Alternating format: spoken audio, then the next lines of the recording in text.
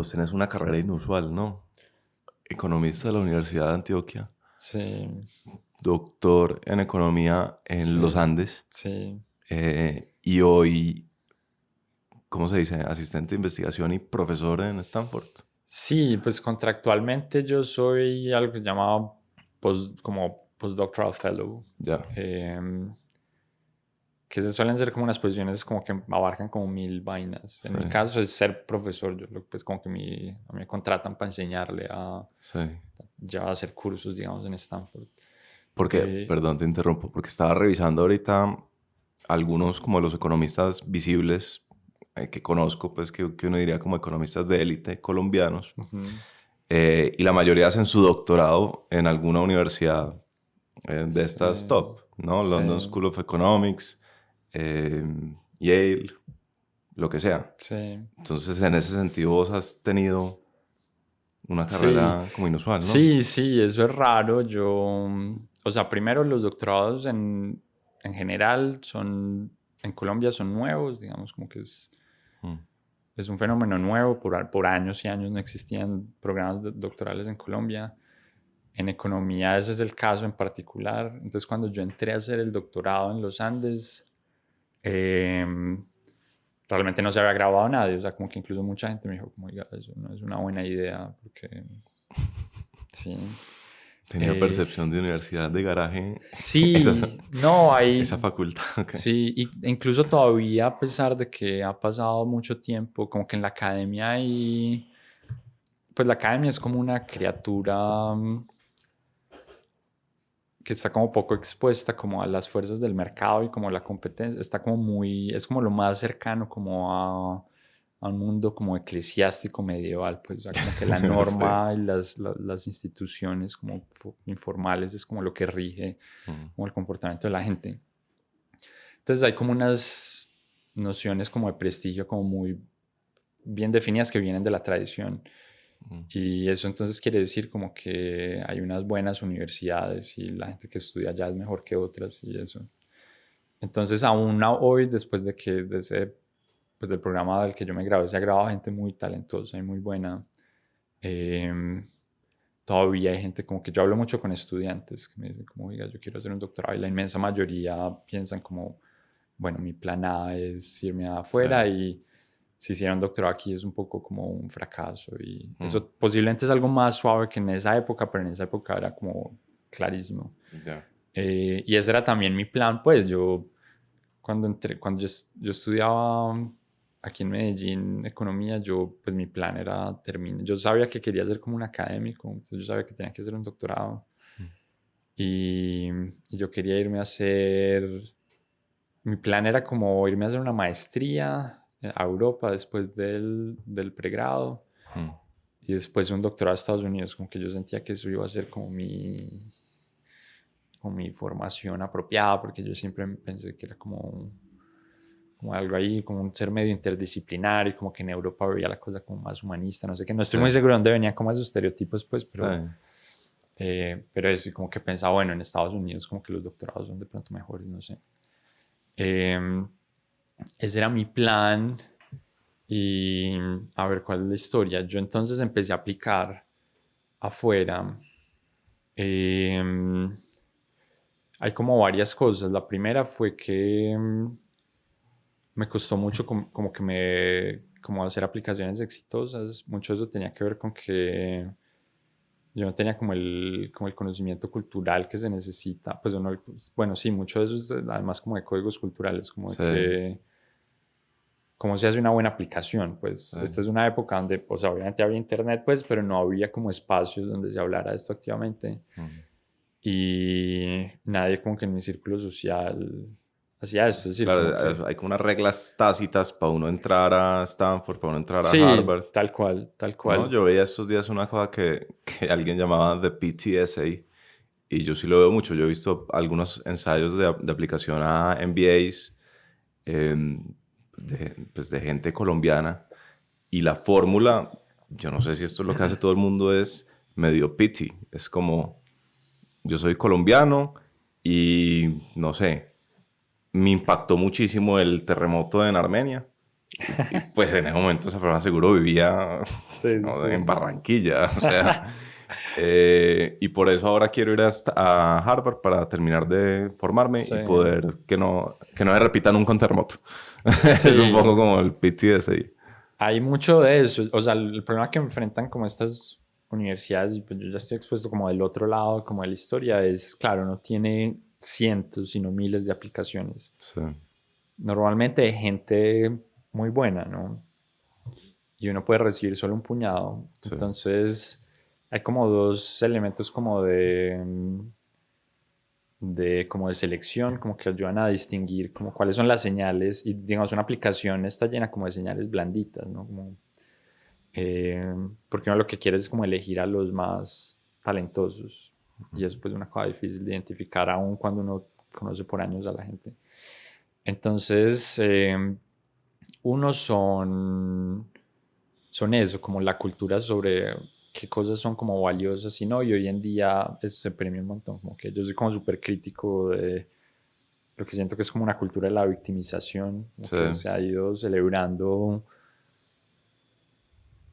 pues por un lado se ha ido como tratando de señalar como que el mundo es un mundo de víctimas y victimarios, mm, y eso pues creo que es como tristísimo en términos de como que destruye pues como la complejidad de la interacción social y como los conflictos tienen infinidad de determinantes y de como interrelaciones, pero como que en ese contexto que viene pues bien intencionado por buscar como reivindicaciones sociales y más justicia, se ha ido celebrando la figura de la víctima. claro.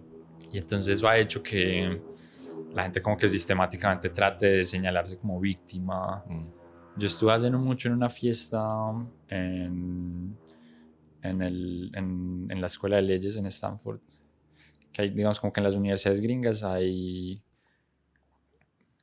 como tres espacios como particularmente gomelos, qué sé yo, como de gente como muy ambiciosa que se mueve mucha plata y como que el networking es como profundo, entonces son como en las escuelas de negocios, mm, en las escuelas de leyes y en como las escuelas de medicina, digamos.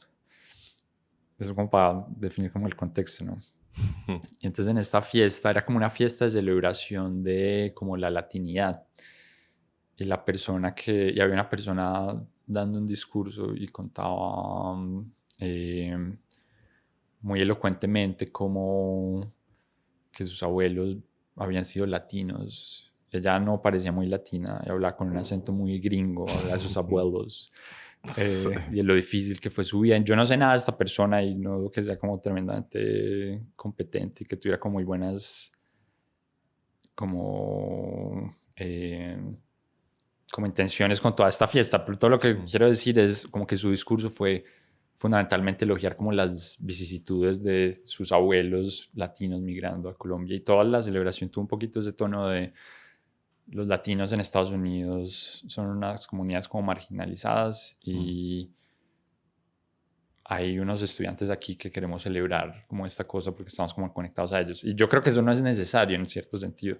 mm, Pero entonces me estoy dispersando un poquito, como que lo que te quería decir es, eso es como, como un elemento, como entonces señalizar lo que la cultura como que quiere. sí, Y el otro elemento son como las redes sociales. Entonces en un departamento, si en Stanford no saben mucho qué son buenas señales de como de competencia en Colombia, ¿no? Que uno se gana un concurso de algo, eso es que cómo se compara eso con un concurso en Hong Kong o si uno claro. saca 4.8 en EAFIDO en la de Antioquia, eso es muy bueno, muy malo, ¿no? Pero si uno llega con la carta de recomendación de alguien que uno conoce Ah, sí. porque se graduó de acá o algo, bueno, eso es una señal que si nos dice que esta persona es muy buena. Entonces el Claro. problema que yo tenía era por un lado eso, como que yo no tenía cuando era aplicante como el conocimiento de cómo se debía aplicar, qué se debía decir, qué tal, y yo no tenía como las conexiones, como que yo no tenía quien me hiciera una carta que Sí. me abriera como una puerta en ninguno de estos lugares. Entonces como que yo rápidamente me di cuenta que hacer eso iba a tomar años, pues como hacer, porque eso se hace, de eso se construye, digamos, como que las Sí. parte de lo que yo hago en mi investigación es estudiar redes sociales, el capital social se construye. Mm, Pero eso iba a tomar años, o sea, que yo posiblemente yo debía entonces a ser como practicante en el Banco de la República y después hacer una maestría en los Andes y ahí ser De asistente de desarrollo. alguien, tarara, y hay como un camino que Sí, es como el camino que la gente que vos describís normalmente o nacen un poco como cerca de ese círculo o sí. construyen como eso. Pero para vos fue difícil, me imagino, pues no sé, el rechazo. O sea, aplicaste un mundo de veces, te Sí, rechazaban. sí. No, eso fue, sí, sí, eso fue triste. Yo incluso, porque pues yo era muy buen estudiante, yo pues tuve como el mejor promedio en mi carrera y me gané como el premio a la mejor tesis, como Sí, que yo sentía que, pues sí, tenía en esa época como mucha confianza en mí, decía yo, soy como, sí. pues no tenía como las dudas que Y, surgen con el y tiempo. creías en el mérito, me imagino, ¿no? Sí, sí, sí, yo estaba convencido como que yo era como súper talentoso. Em, y no solo como, entonces yo me gradué, yo regresé a Cartago, mi familia es de Cartago.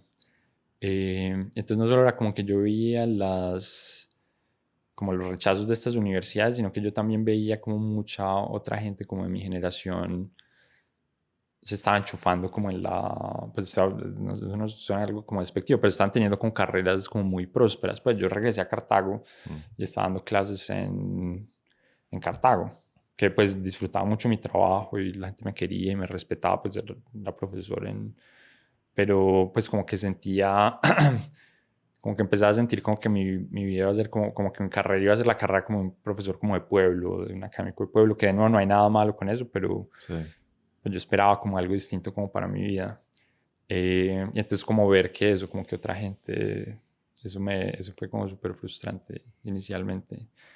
Pero en cierto momento yo me enfermé, me dio una cosa rara. Pues al final, al parecer, fue como una hepatitis, pero no se supo muy bien. Yo estuve mucho tiempo en la clínica. Mm.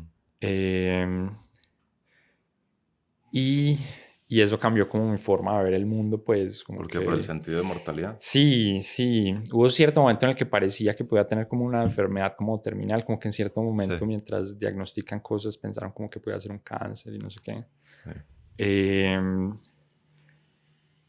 y yo pasé semanas en la clínica, o sea, yo vi gente llegar y, o sea, entrar e irse de la clínica todos los días. Mm.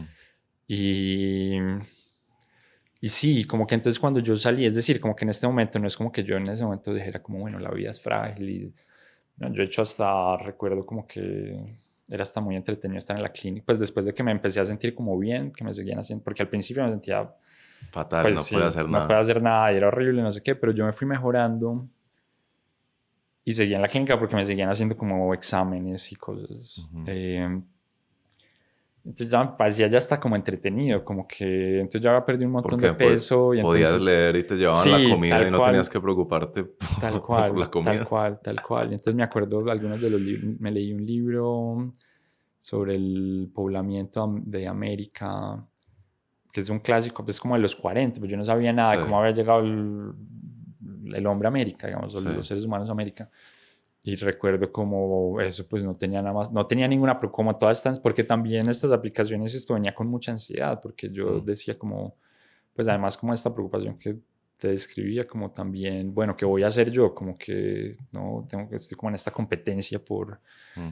ya estaba ahí, estaba en la clínica, no podía hacer nada, como estaba ahí, entonces como que el día empezaba y entonces prenden las luces, yo estuve por semanas, creo yo, no era cuidados intensivos, sino como cuidados especiales, pues no estaba como en una habitación, sino con otra, mucha más Ah, gente. con más. Sí, entonces eso tiene una rutina, como que a las 7 prenden las luces y empiezan Ujú. a hacer ronda, y traen la comida a tal hora. Mm.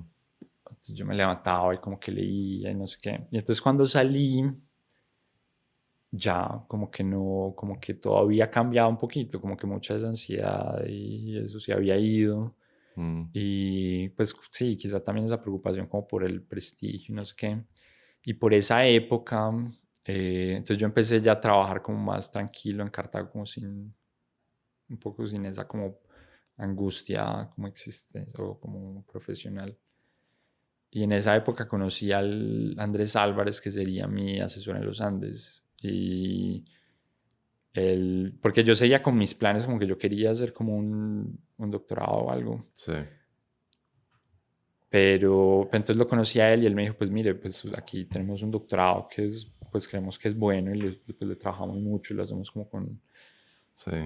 pues creemos que ofrecemos como una muy buena educación, no sé por qué no O sea, ellos vienen. eran underdogs de Sí, la total. academia en doctorados, y entonces se Sí, iban a ellos esforzar, le estaban, iban a meter. eso era un experimento. Lo que yo entiendo es que en esa época Alejandro Gaviria era el decano y dijo como nosotros necesitamos un doctorado y se empezó, eso fue como una Un doctorado en locura en economía. economía, sí. Y entonces le empezaron a meter la ficha, pero eso están como viendo, es como experimentando. Claro. Y eso también resolvía, había una cosa adicional que la parte de todo esto era como la cuestión de la financiación. Mm, Entonces parte de lo que ellos podían ofrecer, al menos en principio, después fue algo más enredado, era como financiación como completa, que era algo que yo, pues como que se agregaba como a mis angustias de pensar en los otros planes, ¿no? Porque de claro. donde incluso si lo reciben a uno en estas universidades, de donde va a venir la financiación, y etcétera. Sí. Entonces en ese momento me pareció, cuando él me dijo, como sé por qué no aplica, muy seguramente pues va a pasar, porque usted parece ser bueno. Como estas cosas que hablamos de las Sí. señales débiles, no son débiles para dentro de Colombia, pues yo era yo como el mejor estudiante en mi universidad, como que eso les Claro. decía que yo podía Y ser ellos en bueno. el contexto colombiano dicen, bueno, pues la de Antioquia está Sí, buen sí, promedio, entra. sí, Mientras que un gringo decía, la de Antioquia buen promedio, ¿qué es la de ¿eso qué Antioquia? querrá decir? Sí, entonces esa es como la historia porque Ya. llegué yo a los Andes Oíste, y y esa sí, carrera inusual de los Andes, pasaste a Bordeaux, luego sí, estuviste en un bonito exilio en Abu Dhabi. sí, Llegó exilio simplemente porque es desierto. sí, En NYU, la sede de Abu Dhabi, y de sí, ahí pasaste ya a Stanford. sí. Esa carrera inusual, ¿vos crees que te ha dado una perspectiva diferente a, digamos, esta élite de economistas digamos, la trayectoria un poco más tradicional de desarrollo, algo en sector público, luego un doctorado en alguna de estas Ivy Leagues? ¿Crees que te ha dado Sí, una perspectiva diferente sobre sí, Colombia? sí, sí, no, definitivamente. Pues yo siento que algo que yo tengo como diferencia de la mayor parte como de esta como comunidad es, tiene que ver quizá un poco con eso, como que yo conozco el país un poquito más de cerca a pesar de que lleve tanto tiempo ya afuera. Mm, Y, y lo aprendí como estando acá. Y entonces parte de eso es, bueno, yo hice el doctorado acá y como que pude estar acá mientras sí, la otra gente estaba aprendiendo cosas como lejos. Pero estas mismas historias de eso, ser profesor en Cartago, nadie es, pues muchas de estas personas no saben lo que es eso. Es decir, yo le claro. enseñaba, por ejemplo, a personas que, yo enseñaba en Derecho, por cierto. No Entonces, jodas, ¿qué clase? daba economía, había como Ah, una clase de economía economía, para abogados. sí. Entonces, que es una materia ahí como chiquitica, medio de relleno al principio, como para que Sí, los abogados sepan de algo más que de leyes. sí, Pero parte, por ejemplo, de mis estudiantes era gente que estudiaban en la noche, digamos, como nocturnas, sí, y gente que trabajaba en juzgados, gente que siempre quiso estudiar, digamos, y nunca, por cosas, nunca había podido, sí. de toda esta zona del norte del Valle, o sea, no Que es solo de un Cartago, perfil sino... muy diferente al que tienen, no sé, un profesor que empieza a dar clases en Sí, alguna universidad gringa o en los Andes sí, incluso. tal cual, pues son estudiantes completamente distintos a mis estudiantes hoy en Stanford, a lo que eran mis Sí, estudiantes en Abu Dhabi.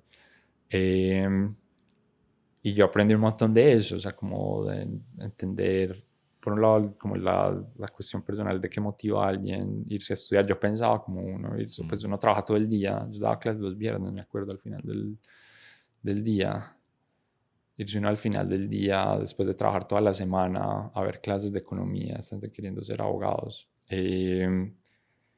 Y pues como que hay detrás de eso, como que los motiva, pero además que les puede decir uno que les diga algo, ¿no? Como que el modelo es solo, pues el modelo de crecimiento, lo que sea, como que en abstracto no va a querer decir lo mismo. Y eso creo que yo quiero pensar que eso está, pues que eso está en mí, que eso cambia un poquito la forma en la que yo veo el mundo y como que quizá por eso en parte yo tengo como un perfil como mucho más de exposición como a la opinión pública, quizá que muchos otros economistas, como que yo activamente eso escribo columnas de prensa, ¿Por qué? Soy colega aquí como del negocio de los podcasts. Vos sos del gremio, claro. Sí. Y de pronto creo que tiene que ver algo con eso, como de sentir que uno tiene que hablarle a más gente, o sea, como que yo siento algo, eso es algo que yo le critico un poquito como a mi gremio de economistas académicos, y es que hablan mucho entre sí, para sí, Claro, sí. y Que la divulgación quizá, viene vulgar. Y sí, que siempre debe ser vulgar. sí.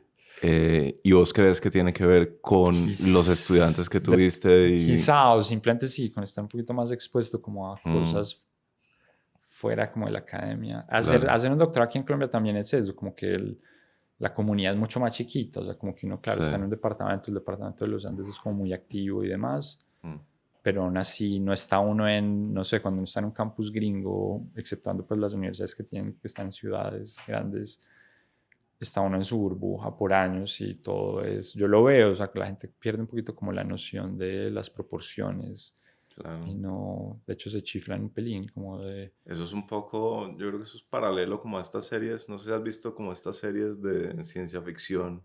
Por ejemplo, hay una que se llama Upload, que es algo así que cuando uno se muere, sube su conciencia a la nube ajá, y como que ya la tecnología está en un punto en que pueden reproducir su cuerpo, entonces hay un mundo de gente muerta, pero viva en esta nueva como faceta artificial, eh, y se chiflan un poquito, ¿no? sí, Porque no son las mismas reglas que sí, en el mundo real, no son las mismas consecuencias de las acciones. sí. Eh, no sé si, bueno, también yo tengo como un sesgo antiacademia por alguna razón extraña. En realidad no tanto, pues. O sea, yo respeto muchísimo a los académicos, pero creo que a veces cuando hablo la gente puede percibir como si yo fuera antiacademia. En fin. No, pero, o sea, como que, No sé si estoy siendo demasiado fuerte con con el paralelo entre la realidad, en la irrealidad de la ciencia ficción y la burbuja académica en la que sí se pierde como cierta noción de sí. cómo es el mundo. No, yo creo que tenés toda la razón. Yo creo que es pues una torre de marfil. Mm, Que me parece bueno que sea aislada del resto del mundo en cierto sentido, como que es bueno aislarse un poquito del...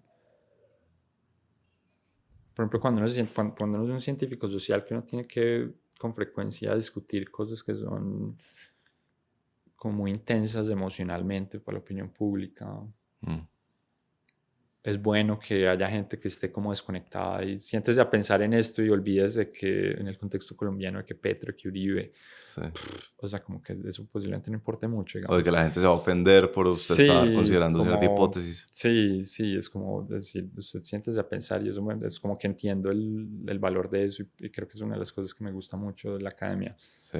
Y Eh, otro argumento, qué pena la interrumpiera, pero otro argumento a favor que me parece muy fuerte es el tema este de estar parado en la frontera del conocimiento, ¿no? Como intentando descubrir algo nuevo de una disciplina.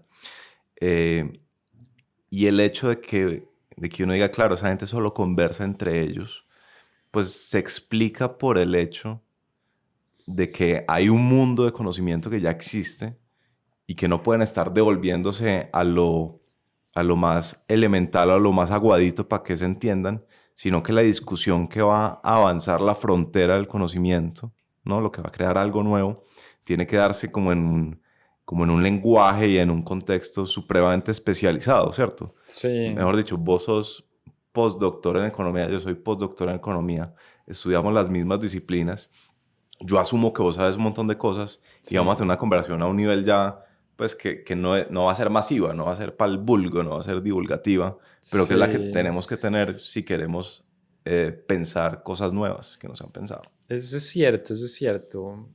O sea, sobre eso yo creo que también hay cosas que criticar en el sentido en el que yo siento que parte de las cosas que andan mal en la economía es como que nos tomamos muy en serio esta idea de que estamos generando conocimiento de punta y solo estamos haciendo eso y Mm, sí. Eh, y sobre eso puedo decirte algunas cosas más, pero antes de eso, sí, o sea, como que si quiero como enfatizar que creo que vos tenés razón con eso. mm, Y uno ve eso con frecuencia. Yo tuve a mí no me gusta pelear con la gente en Twitter. Yo normalmente no contesto cosas en Twitter, como que yo siento Twitter como que es un Un medio muro. algo así, ¿sabes? Como uno de estos carteles, yo me acuerdo en los Emiratos, en Dubái hay carteles de 2 cuadras o algo, el último iPhone, es como toda una historieta. Sí. Pero uno pasa y uno ve el mensaje y uno pasa, es decir, uno no se para y no se pone a argumentar con el cartel, ¿no? Ni el del Sí, sí, sí. cartel se para ahí todo el día. Es un cartel, uno tira Sí, la uno idea tira y sus está ahí, la vainas. gente pasa. Sí. Entonces, para mí, Twitter es ese tipo de medio de comunicación, como que se tiran las ideas Yo y creo que es hay... más sano verlo así, de hecho. Entonces, pero hace no mucho me agarré con una gente, algo que no hacía mucho tiempo, porque yo estuve conversando en mi podcast con Josh Ober, que pues es colega mío en Stanford, y es un sabio del mundo antiguo. O sea, como pocas personas en el mundo saben más de Grecia antigua y de filosofía de la Grecia antigua, ¿no? O sea, como los filósofos clásicos, como que pocas personas en el mundo saben más que él, y eso es reconocido, digamos, como por la comunidad de clasicistas y como historiadores antiguos.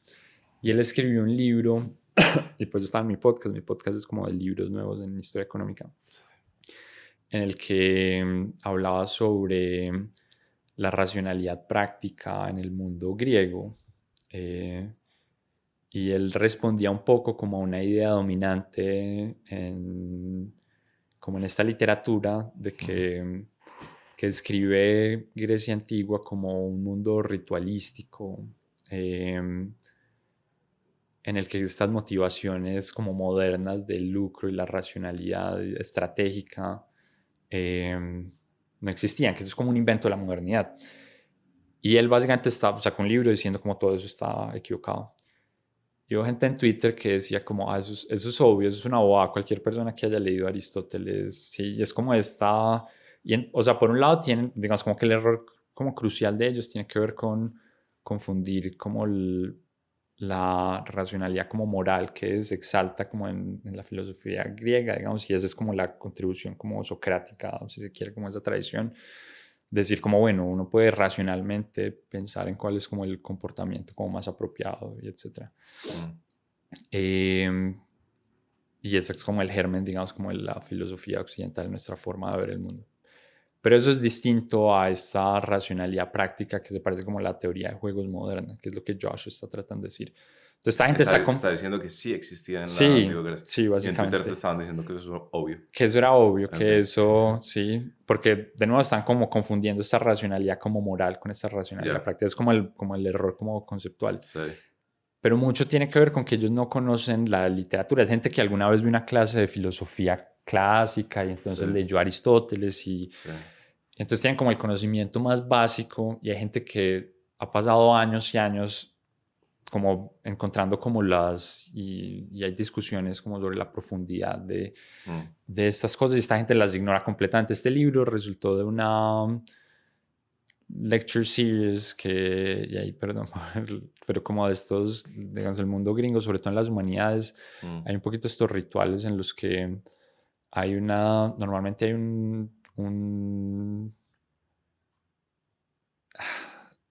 voy a usar la palabra gringa, ¿no? Como un endowment. Hay gente que da algo de plata, y entonces hay ciertos departamentos que tienen algo de plata para invitar a un profesor como senior una vez al año y decir, como esto es un ritual, todos nosotros nos vamos a reunir, a irnos. Usted es el gran experto en este tema, este año usted nos va a hablar de algo especial. Eso es lo mismo que pasa con algunos escritores famosos, como que Borges dio clase en no sé qué universidad de Estados Unidos. Es posible que esto suceda en el marco como de un lecture específico, ¿sí? Y entonces es normalmente como una semana como de clases a los expertos por este como gran experto. Y este libro viene de una de estas en Berkeley, como que es un gran departamento como de clásicos. Sí, a que échenos aquí un cuento. Y él echó ese cuento, o sea, como que no, esta es parte como de la frontera en una discusión como súper grande. Y todo esto para decir eso, había gente que no, pues la pelea que yo estaba teniendo, y por cierto, yo no soy un experto en este campo, pero como conozco a Josh, como que sé suficiente para entender como a qué le estaba hablando, de qué estaba hablando y con quién estaba hablando.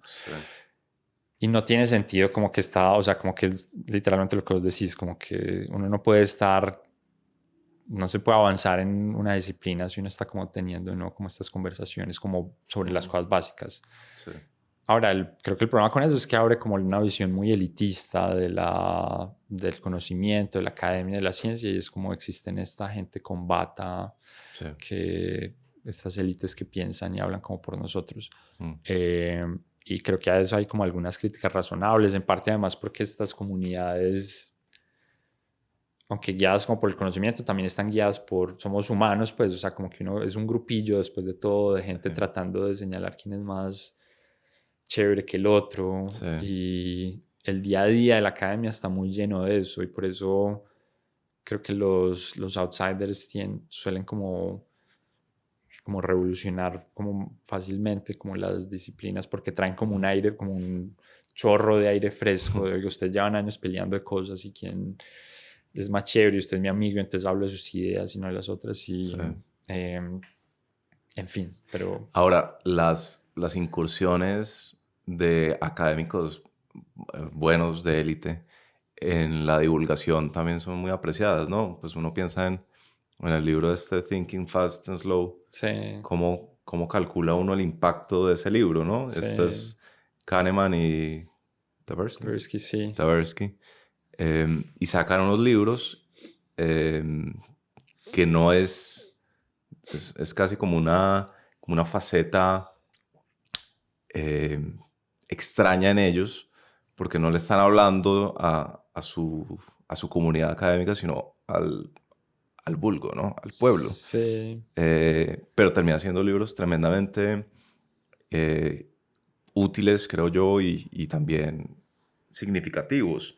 O bueno, pues en economía de ¿por qué fracasan los países? Que sí, hay candidatos presidenciales que es el único libro que se han leído. sí, sí, Eh, entonces sí tiene pues, también mucho valor cuando sucede eso. sí. Y yo creo que cada vez va a suceder más, pues porque yo no sé si estas discusiones, estas críticas a la academia eran tan prominentes hace 20 o 30 años. Sí. No, yo pues, o sea, por un lado yo soy un creyente en eso, como que trasladar como las discusiones académicas como al ambientes más amplios es súper útil. Y una cosa es eso, como digamos la opinión pública, pero eso como los espacios de hacedores de política o los empresarios, como Mm. que eso es, y yo a eso le invierto como mucho. Em, Creo que hay, digamos, el riesgo entonces con eso es como no perder como de nuevo, entonces es como es un ambiente muy distinto como, y está toda esta emocionalidad de la que describimos. Creo que el gran reto de uno como académico es como no simplemente alimentar em,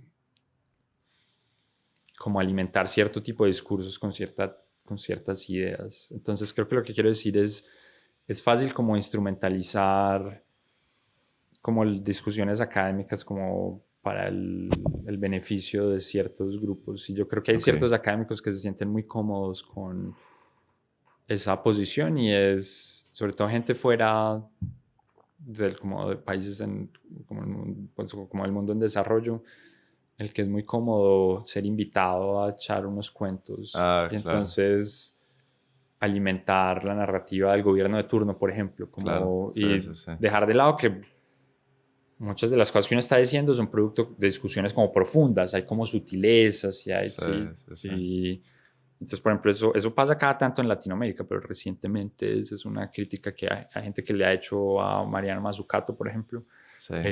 pero no, mucha más gente de distintos espectros ideológicos como que cae ahí, y esto por décadas, como de Como que salirse de la gente, academia y adaptarse al mundo real, pero adaptarse al punto que se pierde como el rigor académico y digamos algunos de los beneficios de estar desconectado del mundo. sí, Y venga que mi teoría es más o menos lo que usted está diciendo en su campaña. sí, y creo que creo que mi punto ahí es, eso tiene una responsabilidad moral como muy grande, Mm. que uno como académico no la asume, en el sentido en el que si a mí de Bolivia o de Tailandia me invitan a dar una charla y yo como que no soy suficientemente cuidadoso escribiendo como las sutilezas y complejidades de estas, y esto es utilizado para beneficios de políticas que salen al final muy mal, Sí, Pues si salen mal, a mí no me importa. A mí ya me pagaron la consultoría o la visita. Mm, Yo voy a estar de vuelta en California tranquilo mientras posiblemente cientos de personas sufren, si no miles o sí, millones. Eh, y esa no es una discusión trivial. Como que hay una gente que puede decir, pues eso no es culpa del académico. Uno dice y como reciba la gente las cosas. mm, Es problema de la audiencia y demás, pero yo personalmente creo que uno sí tiene una responsabilidad, puesto que uno está tirando esas ideas, ¿no? Es un poco como el equivalente de, uno es un científico y pues está ayudando a crear la bomba nuclear. sí, Es uno indiferente, posiblemente no, es decir, como que sí, entonces creo que esos dilemas morales como que no los tenemos muy en cuenta y yo pienso, cada columna que escribo trato de pensar un poco como, bueno, esto como, pues qué tan cómodo estoy siendo yo aquí echando un vainazo al gobierno o algo que otras alternativas tenían, por ejemplo, sí, es como que, y eso como que es una de las cosas que siento que no se toma como muy en serio y que es uno de estos retos de, porque también, y esto tengo que decirlo, dentro de la academia misma, hay gente que ve un poco por encima del hombro estas actividades como de difusión. sí, Entonces incluso yo mismo he estado expuesto a gente como que me dice como, oh, bueno, pero pues es un académico, pero además como que esto otro, ¿y por qué haces otro? No, mejor no, estoy un poco sí, perdiendo el tiempo, como eso no es tan, porque también lo asocian con toda esta industria, la generación como de opinión de tuiteros y sí, de instagramers y qué sé yo, que es gente que influencia y posiblemente no tiene como sí. unos méritos intelectuales. Y ellos lo ven también como, no sé, este man no le dio para estar aquí en la élite de la academia y por eso ahora se volvió un divulgador, Mm, o no tanto. quizá algunos posiblemente es la versión como más como mala leche, pero pues con seguridad Sí. hay algo de eso. Pero en la academia hay En mala mi leche, ¿o no? caso, sí, claro. Ahorita que decías que era como una burbuja exenta de las reglas del mercado, hay una cosa en la que no me parece nada exenta del mercado, es que la competencia sí que me parece venenosa en la academia. Sí, pero es una competencia desconectada como de como los intereses, pues cuando me refiero al mercado es como una masa grande de gente que se beneficia de algo, pues de un servicio. Sí, La parte de la educación tiene como ese elemento, como que los cursos que yo enseño en Stanford tienen que ser muy buenos porque si no la gente no va a pagar la millonada que vale estar en claro. Stanford, etc. Pero la investigación no responde a eso, como que la investigación responde a ser publicado como en el journal más chévere, Sí. no a vender más libros, en economía al menos no. Mm, Si fuera a vender más libros, como que eso respondería a mucha más gente, sino que responde a la comunidad del el editor y los referís y la comunidad sí, chiquita en mi área de sí, especialidad. sí, Entonces, de hecho, digamos, solo en ese pedazo, pero si uno se va más atrás, la academia tiene un elemento que atrae mucha gente, incluso como con patologías psicológicas, si vos me preguntas. mm, Y ciertamente gente que en promedio tiene egos más grandes, que le interesa más el prestigio, sí, que siente que las ideas o el intelecto son como un valor esencial y que eso distingue a los mejores y los peores. mm, Entonces, ese ambiente mala leche como que prolifera, porque de nuevo desde muy temprano uno escoge, si uno sienta a ver como entonces los que entran a hacer los doctorados es como el huevoncito que se quería el mejor estudiante y era feliz izando banderas de chiquito y entonces siente que necesita esta validación externa, ¿verdad? ujú, Y uno los aglomera entonces en campos de concentración donde pasan años mm, educándose y después entran a universidades que son equivalentes y están así por años y años. mm. Entonces tiene una gente, ¿no? Que en promedio, a ver, ¿no? Que hay gente como súper chévere y Sí, sí, etcétera sí. en la academia, pero yo creo que en promedio sí, sí hay unas cosas ahí muy extremas y Estadísticamente están puede muy haber más malucas. sociópatas que en otras. Sí, que uno no... O sea, hay gente, es decir, gente que tiene intereses como más promedios posiblemente encuentre otros senderos como Sí, profesionales más enriquecedores, pues, sí, porque pagan más, porque tienen como normas de, como hábitos de trabajo como más normales, digamos. mm, Entonces sí, no, la academia está llena de gente mala leche y de hecho eso también quizá me lleva a mí como a que me sienta cómodo y que me guste como andar con otra gente y hacer Como como buscar otras otros espacios. cosas. Sí, sí. Si vos fueras a sacar un libro divulgativo con tus teorías o tu entendimiento estructural de Colombia, ¿cuál sería como el tema central? ¿Cuál sería como el ángulo? ¿Cuál sería como el argumento? ¿No? Sí, Por ejemplo, sé que viste el de El Atemporal con Juan Ricardo Ortega. sí, sí. Eh, digamos, si Juan Ricardo fuera a sacar un libro sobre cómo la cocaína fue lo que mantuvo la estabilidad macroeconómica de Colombia durante los años de crisis, durante esos años de crisis que no recuerdo bien cuáles fueron. Eh, si ese fuera el libro de Juan Ricardo, ¿cuál sería como el libro que vos sacarías, como en general, de Colombia, Sí, de lo que quisieras? qué buena pregunta. Porque yo me he preguntado esto yo he estado trabajando temas de colapso y eso creo que tiene interés como para mucha gente y eso estoy tratando de hacer como hacer un libro de divulgación, pero no es sobre Colombia. Entonces Ok. déjame pienso un segundo sobre Colombia. Yo creo que hay un asunto que nosotros no, sobre el que la opinión pública, o incluso ni siquiera la opinión pública, como que la conciencia colombiana no piensa suficiente y es como sobre nuestra no singularidad. Como que yo siento, y yo he notado eso como recurrente, es un tema como recurrente en mis columnas, como señalar como Colombia se parece mucho a otras cosas, a otras partes de Latinoamérica y a otros países como de ingresos parecidos. Mm. Em, entonces, posiblemente si tuviera que ponerle un título al libro o algo así, sería eso, como Colombia, como un país normal o algo así, como que... Colombia, país promedio. Sí, hay una cosa, yo he tenido como un par de columnas que han sido como particularmente polémicas. Hubo una en la que yo hablaba de cómo la desigualdad en Colombia podía ser menor de lo que se esperaba, como que toda la vida la historia que yo he oído es Colombia es el segundo país más desigual de Latinoamérica y Latinoamérica es la región más desigual del mundo. Mm. Ergo, Colombia es como el segundo país más desigual del mundo. Y a mí eso nunca me cuadró, o sea, como que yo entendía un poquito dónde venían esos datos, como de unos Ginis, de unos coeficientes de Gini, que es como se mide como la desigualdad de ingresos.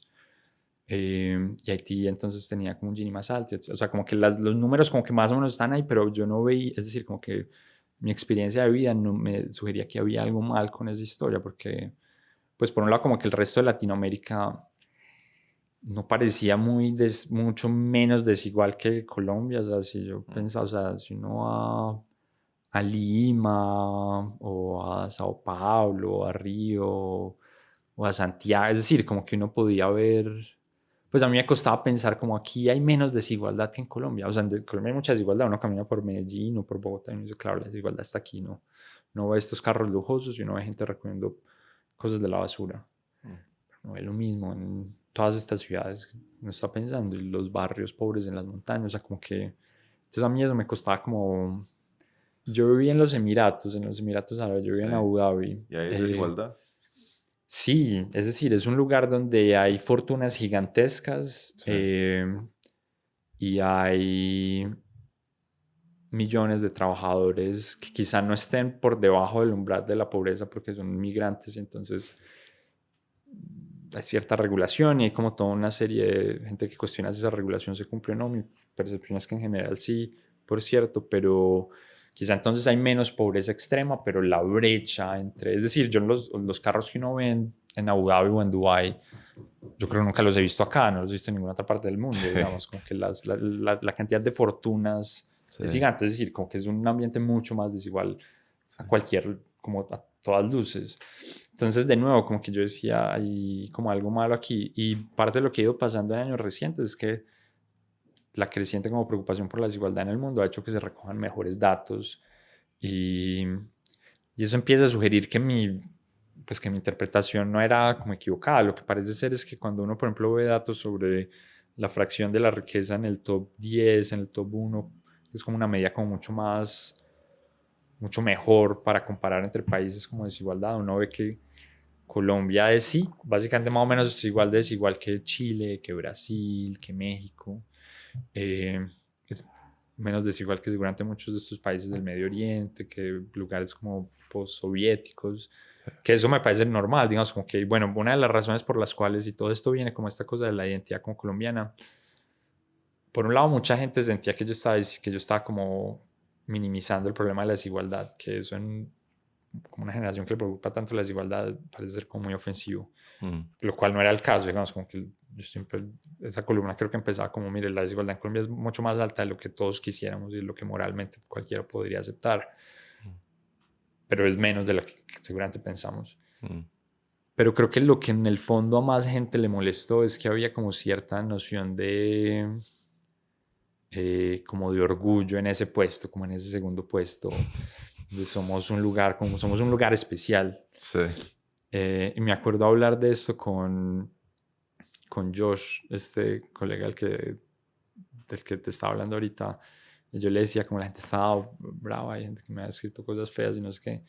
Él me decía como, claro, es que usted le está diciendo a la gente que no es especial y no hay nada peor, no hay nada más ofensivo que decirle a la gente que es normal, que no tiene nada especial. Y eso incluso, pues yo siento que es muy paradójico porque uno está reportando una buena noticia, es decir, es como nuestra sociedad quizás está menos jodida de lo que todos pensamos, pero aún así como este apetito por la singularidad. Y ese es el caso con quizá otra de esas columnas como que mucha gente no le gustaron o que fueron como controversiales, en la que decía que Colombia era quizá menos diversa de lo que pensábamos. Y entonces como que mi ejercicio mental, eso y la cara que vos hiciste, creo que fue la reacción de mucha gente, porque desde que uno está en el colegio, como que parte de nuestra identidad es la diversidad, ¿no? Como que uno iza bandera y está el día de la raza, y es como nosotros somos indígenas y somos negros y somos españoles, y también eso se mezcla como con esta diversidad como biológica, entonces le hablan uno de las montañas y los valles y los pajaritos, y, ¿sí? Y creo que eso es parte como de todo el paquete de la narrativa de quiénes somos y por qué somos especiales y por qué merecemos ser esta cosa especial que se llama Colombia y no quizá un departamento de Venezuela, qué sé yo. Pero si uno se sienta a ver, y esta también era un poquito como una reacción de mi experiencia como de irme de Colombia, y era, uno conoce un montón de gente que no, yo conocí a un musulmán por primera vez luego de irme a Colombia, o sea, y esos son 30% de la población mundial, ¿cómo es que uno no?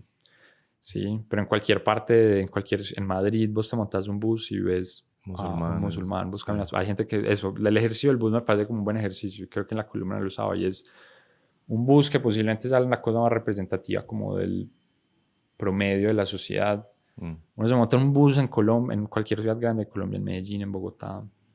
Eso quizás está cambiando un poco, sobre todo después de la migración venezolana, que incluso, suponiendo que los venezolanos son muy distintos a nosotros, digamos. Todo el mundo se parece en el bus. Digamos, yo recuerdo esa experiencia, como volver a Colombia y sentir como todos aquí hablan español, tienen como el mismo origen como religioso y cultural, como con un background como católico, tienen los mismos referentes culturales. De seguro si uno habla de Betty la Fea, todo el mundo entiende que está hablando uno. Todo el mundo sabe del celular los mismos chistes que le mandaron por el grupo de WhatsApp. Es una sociedad muy homogénea después de todo. Eso no pasa en San Francisco, no pasa en Londres. Un bus en Toronto y ve todas las razas, todas las religiones. Sí, y eso no es una sociedad diversa, ¿sí? Y por supuesto que la discusión es algo más profunda y la gente en parte se enojó porque, claro, en Colombia existen comunidades indígenas que hablan distintas lenguas, etc. Eso es cierto, yo eso incluso lo reconocí en ese momento, pero el core grande, como al menos de la Colombia urbana, si uno quiere, pero esto es mucho más que eso incluso, porque incluso en las zonas rurales de Colombia uno lo que tiene es básicamente una cultura mestiza, que claro, tiene 1000 orígenes, pero ya es una cosa homogénea, es una cosa muy parecida. Eso es Colombia antes que cualquier otra cosa, ¿cierto? Hay más cosas y hay más detalles, pero nosotros somos una sociedad muy homogénea, y eso en parte es un problema porque eso justamente ha propiciado el surgimiento de otras divisiones que yo siento que son como espurias, ¿no? Entonces, puesto que somos muy parecidos, nos hemos generado como otras señales y códigos para distinguirnos, ¿no? Y entonces ya dice mucho que alguien sea en Bogotá, por ejemplo, del norte o del sur. Mm, O sea, digamos, uno se distancia un poquito de Colombia, uno nunca ha venido a Colombia, uno le hablan, es como, esta es la pelea, eso pasa un poco, por ejemplo, en el Imperio Bizantino, había toda una serie de como cofradías y la sociedad está un poquito diferenciada entre unas comunidades que eran como las de azul y las de rojo. Eso era fundamentalmente, sí, que es algo que me parece que no tiene mucho sentido. Obviamente eso está sí, basado en distinciones sociales, pero son distinciones hasta cierto punto artificiales y sutiles respecto a otras brechas mm, más estructurales que son conflictos con los que las sociedades tienen que lidiar todos los días, ¿no? Sociedades donde realmente es que usted tiene una visión del mundo completamente opuesta, porque mm, usted tiene otros referentes culturales, usted habla otro idioma, usted cree en otro Dios. Esos son los grandes retos de la diversidad sí. y esos no los enfrentamos aquí y Ujú, como por celebrar esta diversidad como que ignoramos que somos como muy homogéneos sí. y sobre eso creamos como otras cosas que nos separan, pues. Este me parece tan interesante. ¿Sabes qué estaba pensando? Sí, finalmente una nación, por alguna razón, tiene esta necesidad, que es una cosa rara decir que una nación tiene necesidades, pero tiene esta necesidad de encontrar su identidad, ¿no?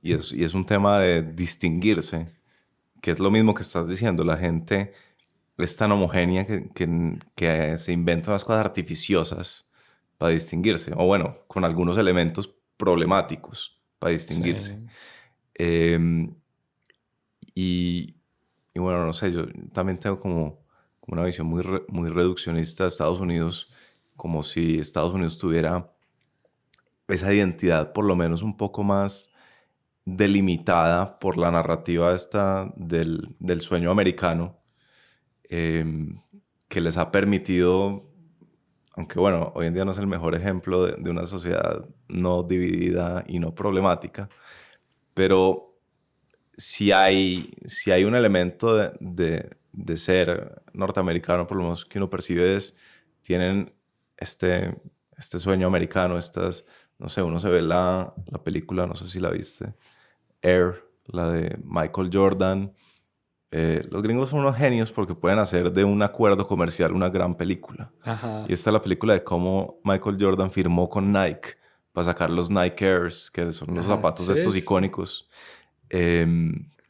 Que es una bobada, ¿no? Es un sí, un contrato, negocio, es un sí, negocio, pero está enmarcado en esta, primero, en la capacidad de los gringos de contar historias, pero segundo, también como en esta gran narrativa del sueño americano, ¿no? De Michael Jordan sí, es el ícono del sueño americano, ¿no? El que surge de la nada y llega a una, sí, una posición de éxito envidiable. sí, Y uno sí se pregunta como cuál es la narrativa colombiana. sí, Y yo siento que es una cosa que nos ha faltado, ¿cierto? No hemos tenido como, sí, como algo que nos organice y que digamos, sí, todos estamos conviviendo en este espacio geográfico, pero vamos acerca de esto, ¿cierto? Estamos persiguiendo sí, este tipo de sueños, este tipo de aspiraciones.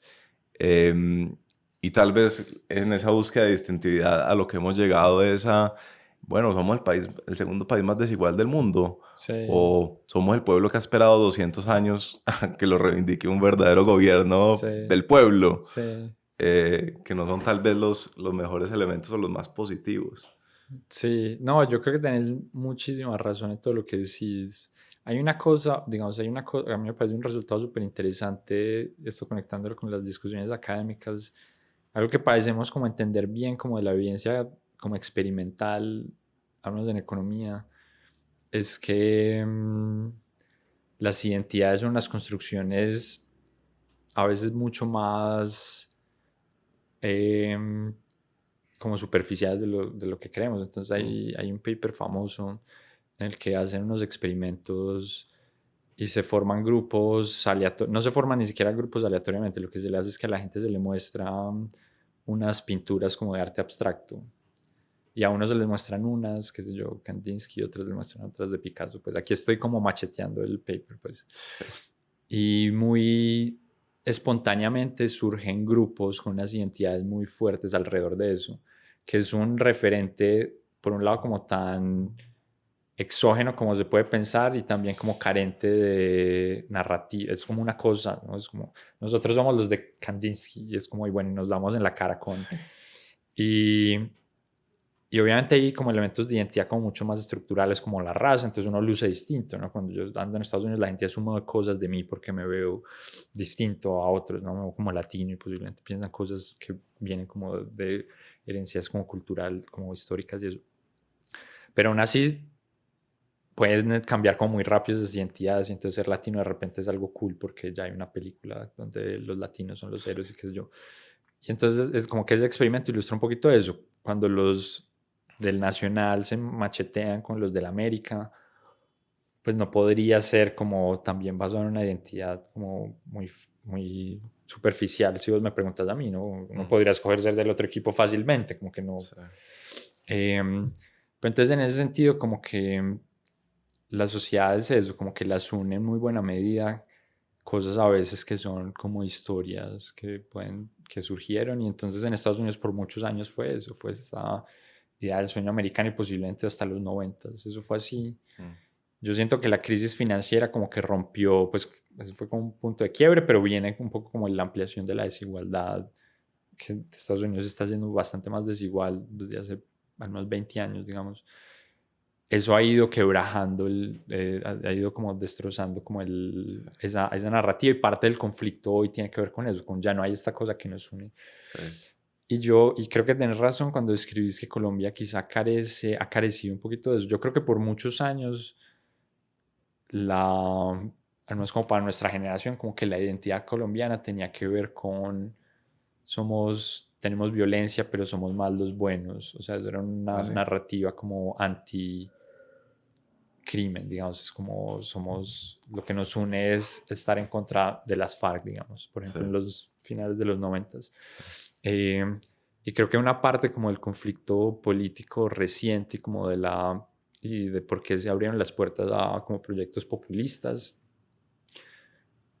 que el que ganó y el que no ganó también eran un proyecto populista, yo creo que a luces de todo el mundo, tiene que ver un poquito con eso, con que una vez los gobiernos de Uribe y Santos y bueno, a cierta medida Duque, y no solo los gobiernos, digamos, por las fuerzas adicionales, y entonces una de las cosas por las cuales la conversación con Juan Ricardo fue muy interesante, que cambió, digamos, como el balance de fuerzas del conflicto con la guerrilla, pero una vez como que ese conflicto se cerró, un vacío de narrativa, ¿sí? Y creo que eso es lo que estos proyectos han ofrecido. Es como, ¡pum! Que es lo que vos decís un poco, ¿no? Como este es el gobierno que sí nos va a representar. No sentía, o sea, la gente no decía como hace 200, pues o se decía como de forma trivial, pero no había como esta noción amplia de somos este pueblo que ha sido mal gobernado por 200 años. Creo que la gente le diría como somos esta sociedad y, digamos, los violentos nos han impedido, como va. Y posiblemente el reto que enfrentamos es lo que vos decís, como construir una identidad más constructiva, pues, porque esta identidad que se ha ido consolidando es reivindicativa, pero no construye, digamos, nada, digamos, Sí. Pues en el mismo paradigma de víctima-victimario, me parece a mí, no sé. Sí, tal cual, tal cual. Y El pueblo entonces, víctima de 200 años de los victimarios que han sido los gobernantes. sí, y entonces es entre otras cosas, y es parte de lo que es el problema como gringo actual también, y es poner a la sociedad en un contexto de conflicto entre ella misma, ¿sí? Aquí el enemigo es un poquito más abstracto, como una élite que no terminamos de saber muy bien como cuál es esa élite. Sí. El americano es un poquito más claro porque está como alineado como racialmente, ¿sí? Sí. Pero entonces el punto es que una sociedad no, al menos en el largo plazo es difícil que prospere con ese tipo de narrativas que no es pues es una narrativa de suma cero, ese es el problema, digamos. Sí.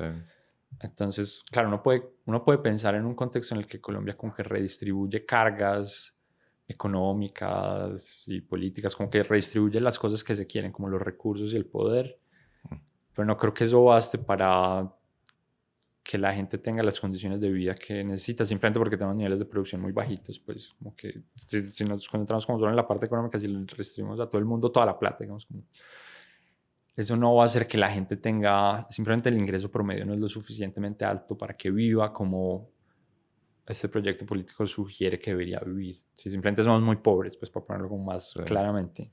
Sí. Entonces, la única narrativa que realmente, no la única, pero el único grupo de narrativas que puede hacer como que Colombia prospere es una que tenga en el corazón la idea de que se puede generar más riqueza y que se puede construir algo, es decir, que no es de suma cero, es de todos pueden estar eventualmente mejores. Las élites también, sí, van a hacer una villa y se van a enriquecer con eso, fantástico, es decir, no importa, va a estar la villa. Eso hoy en día no, es decir, si que haya una villa y se va a hacer alguien rico haciendo la villa, no, eso no está bien. Y sabes, Javier, que yo creo que hay elementos para una narrativa de ese corte un poco más constructiva. Por ejemplo, uno de estos lugares comunes que yo escucho mucho es que el trabajador colombiano es el más competente casi que del mundo, ¿no? Ajá. Que los colombianos somos muy buenos. Sí. Y usted, colombianos en el exterior y son el vicepresidente de Coca-Cola, usted no entiende cómo llegó allá. Y si hay como esta idea, como que los colombianos son muy talentosos, pero Colombia es muy malo. Pues Colombia es muy pobre y es incompetente, pues los colombianos son competentes. Sí. Yo creo que existe ese elemento, por lo menos en ciertos círculos. Y otro elemento que me vino a la mente es, pues finalmente el colombiano es muy recursivo. Sí. Que si uno lo matiza no por el lado de la malicia indígena, ¿no? Del avivato y de ser vivo, sino por el lado del echar para adelante, y que el colombiano, pues, finalmente, otra cosa que se ha dicho mucho con este gobierno es el colombiano no es asistencialista, no quiere que le den las cosas regaladas. Sí. Sino el colombiano se la rebusca y madruga. Sí. Entonces yo creo que también se puede matizar hacia ese lado, ¿no? Sí. Bueno, y la pregunta grande es cómo se construyen esas narrativas, ¿no? Sí. No, yo estoy de acuerdo. Es decir, es lo que me parece en parte muy triste, como de que se haya hecho dominante como la narrativa actual, y es que desaprovecha unas oportunidades gigantes. O sea, como que Colombia... Pues por un lado los colombianos yo creo que tienen esos atributos que vos describís, pero además Colombia está en una coyuntura súper favorable casi en cualquier sentido. Es decir, como que por un lado tenemos básicamente en pleno, y se nos va a agotar prontamente como el bono demográfico. Entonces, puesto que la transición demográfica sucedió hace menos de una generación, digamos, como que ahora tenemos una población en edad de trabajar como masiva, tenemos poquitos viejos, tenemos poquitos niños. Mientras que hay países que solo tienen viejos, pues que ahora predominantemente... eso va a pasar en cierto momento, de hecho en Colombia, como que lo que vamos a tener en 20 años va a ser un montón de viejos que vamos a tener que sostener de alguna forma, o lo que teníamos antes, y es que teníamos muchos niños. Entonces lo que tenemos ahora es un montón de gente en capacidad en edad productiva, que llaman. Exacto, o sea, como gente que puede generar riqueza. Sí. Que esa es usualmente la coyuntura que permite a los países despegar como económicamente. Entonces, por un lado está como es un momento en la historia, es decir, eso nos está pasando ahora, nos ha estado pasando por los últimos 10 años, va a pasar por unos 10 años más, y va a tomar, quién sabe cuáles sean como los patrones de fertilidad en el largo plazo, pero no nos va a tocar a nosotros otro momento como más con más potencial. Es ahora o nunca. Sí. Y uno a eso le puede sumar muchas más cosas, ¿no? Por ejemplo, la coyuntura geopolítica, China, que fue el corazón como de la producción mundial, de repente va a dejar de serlo para buena parte de esta parte del mundo, por la tensión como chino-americana. Nosotros estamos ahí. Venga, lo producimos. Sí, al lado y lado del continente, ¿no? En el mejor lote, como decía un candidato. Exactamente, sí. Además, una sociedad que finalmente empieza a ser pacífica, sí, o sea, esta preocupación de lo que hablamos hace un segundo, ¿no? Como este gran problema que era la violencia política se había estado reduciendo, al menos los órdenes de magnitud se han reducido profundamente, ¿no? La Colombia actual es bastante menos violenta que la del pasado y mucho más segura y todo el mundo lo estaba reconociendo. Sí. Entonces todas estas buenas cosas están pasando como ahora, o sea, como que es ahora y de nuevo quién sabe cuándo van a volver a suceder, como que está... y en este momento donde pudiéramos tener como esta historia a la Singapur, de somos distintos o qué sé yo, y hay peleas del pasado y odios del pasado, y podemos, pero nos vamos a sentar a enriquecernos y a mejorarnos la vida, y a, sí, no vamos a hacer la vía que necesitamos para conectar esto al Pacífico y que no haya un derrumbe que sí, no estamos pensando en eso, estamos pensando en otras cosas, sí. Y eso creo que es una lástima. Lo que pasa es que pues, la pregunta que vos haces es muy buena. Es como si uno pudiera ser como hace uno. Es decir, la gente piensa lo que piensa. ¿Cómo hace uno que Para cambiar lo que, para cambiar lo que la gente piensa? Y creo que la gente cambia más de opinión de lo que reconocemos. Eso es cierto. Y ahí posiblemente sea importante lo que hablábamos al comienzo y es como el rol de los líderes. Sí. Quizás si hubiéramos tenido la presencia o la ausencia de ciertos líderes, posiblemente otras narrativas habrían surgido. Es difícil, y aquí volviendo como a la cosa de la no singularidad de Colombia, es difícil pensar que otra narrativa había. La narrativa que ha proliferado en Colombia es la que estaba proliferando en Chile y que se ha desvanecido. De hecho, más o menos lo mismo que parece estar pasando aquí, que se está desvaneciendo. Colombia, en cualquier caso, no deja de ser un botecito en medio del océano y va un poquito hacia donde las olas lo lleven. Sí. Uno puede preguntarse como, claro, ¿qué hace uno para que el bote vaya a tantos grados al oeste? Sí. Posiblemente es la pregunta que uno quisiera hacerse, pero posiblemente es la pregunta irrelevante porque el bote está ahí en las olas, digamos. Sí. Quizá no depende alguien... del navegante, sino del mar. Sí. Quizá un virtuoso de las aguas podría hacer algo con el viento y ingenio, pero lo más seguro es que no, ¿no? Sí. Sí, yo me pregunto qué pasaría si uno coopta espacios de lo que la gente consume. Entonces, pensando en el bus, todo el mundo viendo el celular en el bus, que es lo que pasa en Colombia. En Colombia yo creo que debe ser, en lo que debe ser excepcional, para que investigues esto en el futuro, no sé si lo amerita, es en consumo de celular. Eso he oído. En tragadera de redes sociales. Es impresionante. Tanto, pues yo lo he percibido, por supuesto, de manera, ¿cómo es esta? La lógica que no le gusta a los economistas. Anecdótica. Ajá, sí. De manera anecdótica. Como en gráficas de esas flojas que salen en Twitter, que yo no voy a revisar si eso es verdad o no. Sí. Pero tiene todo el sentido. Aquí traga la gente el celular y ustedes los buses y todo el mundo está mirando el celular. Yo digo, ¿qué pasa si uno coopta esos celulares por vía de contenido? No como ha sido durante los últimos años, que es periodistas y gente buscando cosas sensacionalistas e influencers mediocres pero muy masivos, sino que uno lo coopta como con cosas más interesantes, más constructivas. Yo no sé si en el botecito, cuando todo el mundo tiene en su cabeza, cuando todo el mundo está viendo un celular y lo que le sale al frente del celular no es lo que refuerza la narrativa destructiva, sino lo que refuerza una narrativa constructiva. Si de pronto eso hace virar el bote, no sé. No, muy factiblemente. Lo que pasa es que siento que la historia en ese, como con la analogía del bote, es como, bueno, lo que vamos a hacer es ponerle un motor al bote y vamos a poder como guiar el motor hacia donde vaya. Y yo creo que hay gente, porque creo que el asunto es que el contenido que se genera es de parte como del sistema, ¿no? Entonces, una de las razones por las cuales estas narrativas dominantes proliferaron fue porque eso estaba pasando en Chile. Sí, entonces, ¿cómo es que Chile, que era el paradigma neoliberal, ya no lo es y aquí no estamos? Sí. Entonces, como que esa es parte como de las olas que nos mueven, como que... Entonces, yo creo que el cambio sí es posible, pero entonces el punto es que la gente que tiene incentivos como para promover ese cambio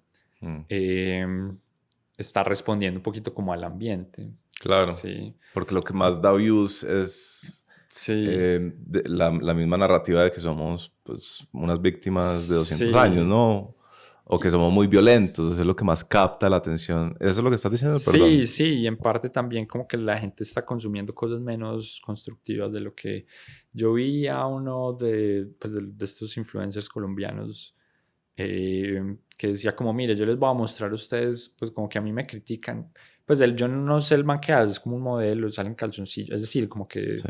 ya genera contenido que seguro es como de chistes y qué sé yo, y Ujú. tiene millones de seguidores, creo, y él decía como, mire, a mí me dicen que es que yo soy muy bobo y genero contenido pendejo, pero les voy a mostrar views de YouTube o Instagram, yo no sé, y decía como, mire, aquí estoy como tirando pelotas a una piscina y jugando con mi hermanita, aquí estoy reaccionando a un video de que sé yo, aquí estoy haciendo pendejadas, y Sí. aquí es este otro video más interesante como no sé qué, y mire la diferencia en vistas, este tiene 100 vistas y los otros tienen 3 Claro. millones.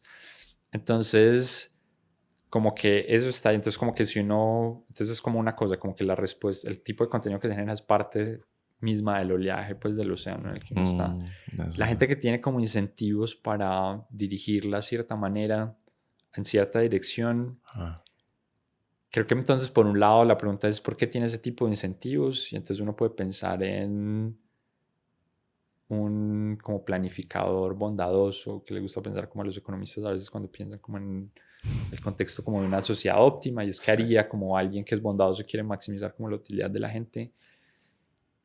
Y eso en la realidad, ¿qué quiere decir? Como el Estado, los filántropos, hay gente, creo que la filantropía, yo estoy pues como algo familiarizado como con la filantropía en Estados Unidos, yo ayudo a con mi departamento en los procesos como de recolección de fondos y hablo con donantes y cosas por el estilo. Y yo creo que es una de las motivaciones de muchos donantes en contextos donde las donaciones son importantes y es queremos darles plata para que nuestra sociedad vire en cierta dirección y tenemos como ciertos objetivos. Sí. Y hay gente que de hecho entonces es como el otro asunto, como bueno, ¿cuáles son los incentivos de esta gente y por qué vamos a usar estos recursos para generar este contenido y esta... Ujú. Y eso abre la puerta como a todas las teorías conspirativas de, bueno, esta plata es que todo eso coexiste, ¿cierto? Claro. Es Soros queriendo, yo no sé qué es lo que Sí, quiere hacer Soros, pero sí, hace muchas cosas, ¿no? Todo el día sale por sí, ahí. sí. Y también eso, en el otro espectro, como republicanos, Sí. sí, el consenso de Washington y qué sé yo. Y todo eso que existe, entonces todo eso es parte de gente queriendo como mover posiblemente el bote y entonces creo que no hay como soluciones muy buenas Ah, y uno puede pensar, sobre todo soluciones como que respeten como las libertades y como las autonomías de los pueblos, como que hay escenarios en los que uno puede decir, ah, pues esto lo podría invadir una potencia y esto puede ser Japón después de la Segunda Guerra Mundial, que más o menos Estados Unidos le dice, mira, este es el sendero que usted puede, va a sí, coger. sí. Y eso salió más o memenos bien, en parte porque se fueron, pero pudieron haber seguido, qué sé yo, y en algunos otros contextos o no. Sí, en Irak eso parecía ser lo que se quería hacer y las cosas no salieron tan bien, ¿no? Mm, Entonces, si uno es como un creyente, si uno es como un creyente como de la democracia, esa esperanza es como conflictiva en el sentido en el que no parece poder surgir de ninguna otra forma que de forma espontánea. Y justamente eso es lo que parece como faltar, como que... Pero yo soy en ese sentido como medianamente optimista con el caso colombiano y cada vez que vuelvo siento, yo hablo con gente y hay gente diciendo como, oiga, queremos como cambiar el país, queremos empezar a hacer cosas y empezar a decirle a la gente como, mire, esta es realmente la narrativa grande y lejos como sí, de, por supuesto hay intereses como políticos detrás sí. y con frecuencia hablo con gente que tiene Pero- como esos intereses, pero hay otra gente que genuinamente, sí, quizás yo me incluyo ahí, como yo quiero decirle a la gente, hay estas oportunidades y si coordinamos y nos dirigimos a ellas, posiblemente vamos a estar mejor, pues. y me parece que ha sido también, ha habido, yo he percibido una gran reacción, sí, no tanto política, más como cívica, ¿no? De la llamada sociedad civil a raíz de este gobierno. Y mucha gente diciendo, ¿qué es esto? ¿Cómo así? Es que Colombia no tiene que ser esta tierra como maldita, sino que hay otra manera de ver las cosas y como qué hacemos, cómo nos organizamos, ¿no? Hay Sí, como mucho de eso hoy en día, por lo sí, menos lo que yo percibo. Por ejemplo, este grupo que a vos te invitaron, yo vi esa charla en YouTube, que se llama Políticas Públicas, que Sí, armó Armando Montenegro. sí, sí. Parece súper interesante. Es un mundo, es como un mundo de gente muy buena, muy tesa, junta y queriendo como tener como conversaciones, Sí, incluso divulgándolas, ¿no? sí. A mí me parece que eso hace como todo parte como de esto, como de gente como, bueno, ¿y qué hacemos? ¿Qué hacemos? ¿Cómo nos organizamos? Sí, eso está pasando. Yo también, eso me hace ser optimista en el sentido en el que esas cosas están Sí, pasando y en muchos frentes que uno incluso ni, pues no conoce, digamos. claro. Quizá el reto ahí es pensar eso cómo se inserta en unos, en un sistema político que es muy personalista, ¿no? Entonces, Mm, eventualmente en la práctica lo que va a pasar es que vamos a tener que elegir un nuevo modelo político en unas elecciones en 3 años sí, y, y eso va a tener que canalizarse de alguna forma a unos líderes. mm, Que por cierto es triste en el sentido en el que entonces vuelve uno como a la narrativa de nos van a decir a dónde ir cuando realmente somos todos en conjunto. Pero yo creo que existe espacio entonces para que surjan como líderes que lleven las cosas en un poquito esa dirección. sí. También vamos a necesitar como tener algo de fortuna, o sea, como que necesitamos que el mundo, que el viento Exista dentro. esté moviéndose en sí, sí, que el mundo exista y que se esté moviendo como en la dirección Que sea correcta. viento y no invierno nuclear, ¿no? Sí, sí, sí, sí, no, ni me digas de eso que yo tengo que, yo vi este curso ya, colapso social en Claro. Stanford Y pensás mucho y en mucha el gente. Armagedón nuclear. Sí, es simpático porque el curso en efecto está diseñado como para que los estudiantes sean conscientes como de la fragilidad del mundo. Yo le estoy hablando a fundamentalmente como niños privilegiados, como para no Ujú. ser un estudiante en Stanford, tienen muchas cosas buenas tienen que haber pasado en su vida. Sí, ¿Sí? esto es en pregrado. Esto es en pregrado. Entonces, normalmente es o uno viene de una familia como con mucho dinero que le permite como canalizar Sí, recursos para que sea elegido acá, o uno es tremendamente brillante o talentoso en algún sentido. También tenemos como grandes atletas y cosas de esas. Pero, sí, digamos, cosas buenas tienen que haberle pasado a uno en la vida. sí. Entonces, suele ser gente que no es muy consciente de que a veces pasan cosas malas en el mundo, en conjunto, ¿sí?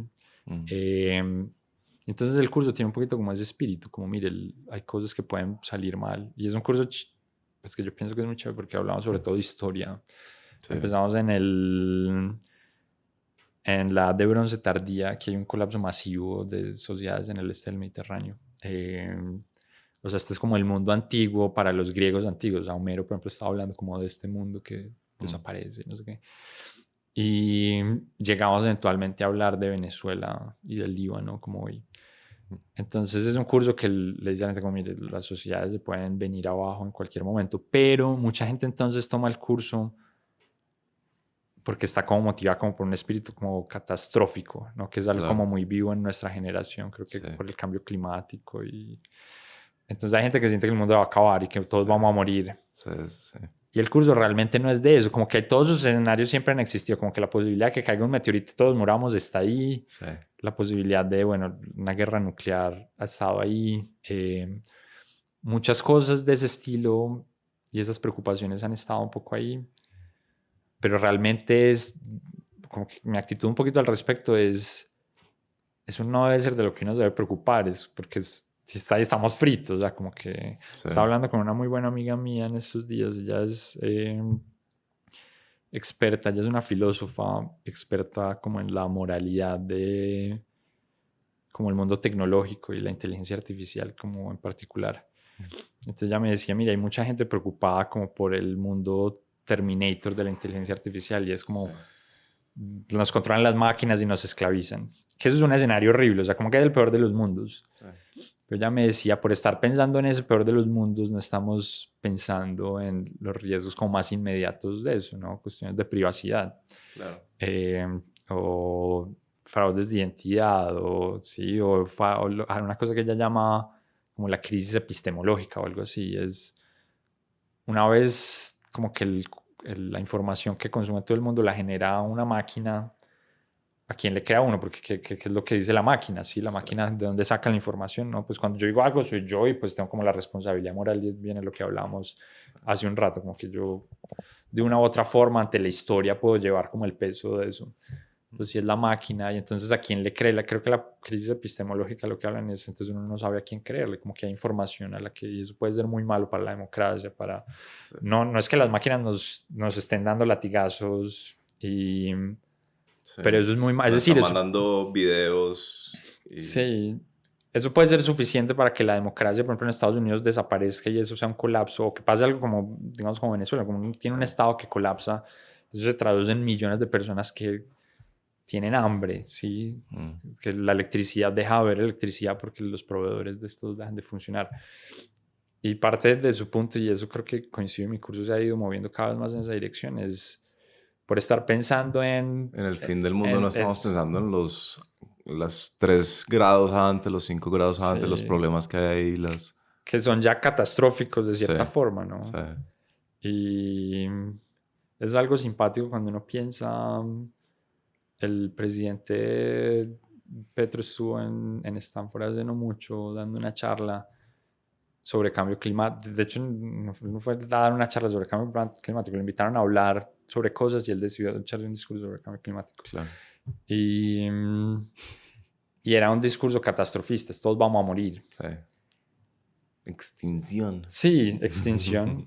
Que eso es, pues entiendo que no es un... Eso está en el margen, digamos, como que eso está en el mapa de probabilidades, ¿cierto? Sí. Pero realmente lo que nos debe preocupar del cambio climático no es exactamente que todos vayamos a morir, es que antes que eso va a romper el tejido social de forma tan estructural y el aparato productivo. O sea, como que antes tenemos que prepararnos para 1000 cosas más antes de que todos muramos. Sí. Y entonces, pero esa narrativa de todos vamos a morir parece ser más catchy para Claro, las es más... así, sí. Entonces... Pues es que es más fácil imaginarse, es absurdo, es más fácil imaginarse como el planeta como en llamas acabándose que imaginarse las cadenas de suministro no funcionando, ¿no? sí, imaginarse la inflación, que los Es más precios... fácil imaginarse como a todo Miami sumergido que imaginarse como algo mucho de grado menor pero igual grave, Sí, ¿no? sí, que los precios se doblen y entonces Sí. haya millones de personas que no pueden comer y van a, seguramente muchos de ellos a morir eventualmente, pero como que sí, eso, como que sabemos, eso, Miami que se hunda, eso sí lo podemos Pues es más como cinematográfico. conceptualizar. Yo creo que es un tema cinematográfico, ¿no? O sea, la película esta del día después de mañana, ¿te acuerdas? Sí. O sea, es de un momento para otro que ahora hay nieve hasta el tope en Nueva York y el hielo y la nueva era de hielo, la locura. La primera lectura que tenés en ese currículum de colapso societal de la clase que estás dictando en Stanford es un paper de un tipo de apellido Roth que se llama Is History a Process? ¿No? Ajá. Es la historia de un proceso. ¿Cómo condicionó ese paper tu estudio de las élites en Colombia? ¿Tiene alguna relación o estoy tirando un long shot muy Sí, creo que lejano? eso está algo desconectado en parte porque como que mi agenda sobre las élites es mucho previa a mi interés como por el colapso, pero creo que hay algo como profundo en lo que vos describís y es como que más que ese paper de esa semana entera, como la primera semana de mi curso, lo que yo trato de hablarle a la gente es sobre cómo se construye, cómo la historia, y esto es algo que en español es como muy evidente porque la historia y las historias son la misma palabra, ¿no? Como que sí, en inglés, por ejemplo, son dos cosas distintas, ¿no? Como stories y history. Entonces, una cosa es la historia que sabemos que existió como la historia de la humanidad y otra cosa es yo te cuento un cuento aquí. Pero en realidad, tal como en el mundo hispano, esas dos cosas son más o menos la misma. Es decir, esas dos cosas se mezclan, ¿no? Cómo nos contamos las historias de quiénes somos y qué es lo que nosotros somos, en parte. ¿sí? Okay. Entonces, en ese curso yo le cuento, porque entonces las historias de colapso tienen que ver mucho con eso, como que llaman un colapso, lo que llamamos que es colapso, como teníamos la idea de que el mundo antes era mejor y después es peor. Y eso encaja como en una forma de contar historias, ¿no? Una historia de decadencia. Y hay otras formas de contar otras historias. Hay historias Mm, a la Cenicienta, ¿no? Como que el mundo es triste y sí, yo parte de lo que les hago leer es eso como esto posiblemente a vos te interesa porque sos un contador de historias, como existen unos esquemitas para contar cierto tipo de historias, digamos, como que hay cierto, uno mm. podría agrupar Como y los arquetipos de las... de las historias, sí. Mm, Y eso me imagino que es como cuestionado en esas, pues como en ese mundo, pero tiene algo de cierto en el sentido en el cómo nosotros pensamos las historias, como que si tenemos algunos patrones para pensar qué es lo que queremos y que sí que tiene sentido. Eh, entonces, yo le trato de decir a mis estudiantes como, mire, todo lo que vamos a estar leyendo en este curso depende un poquito de eso, de cómo nosotros pensamos que la historia evoluciona y eso mm, resulta de cómo nos contamos la historia de lo que nos pasa. mm. Y detrás de eso hay como mil elementos que determinan eso. Por un lado, por ejemplo, las fuentes. Entonces, muchos de los episodios que estudiamos son episodios arqueológicos. No tenemos como evidencia escrita. Tenemos Sí. las murallas y quedan. Y entonces se cayeron las murallas de cierta forma, pensamos que fue un terremoto y se cayeron de otra forma, fue una guerra y si hay flechas, etcétera.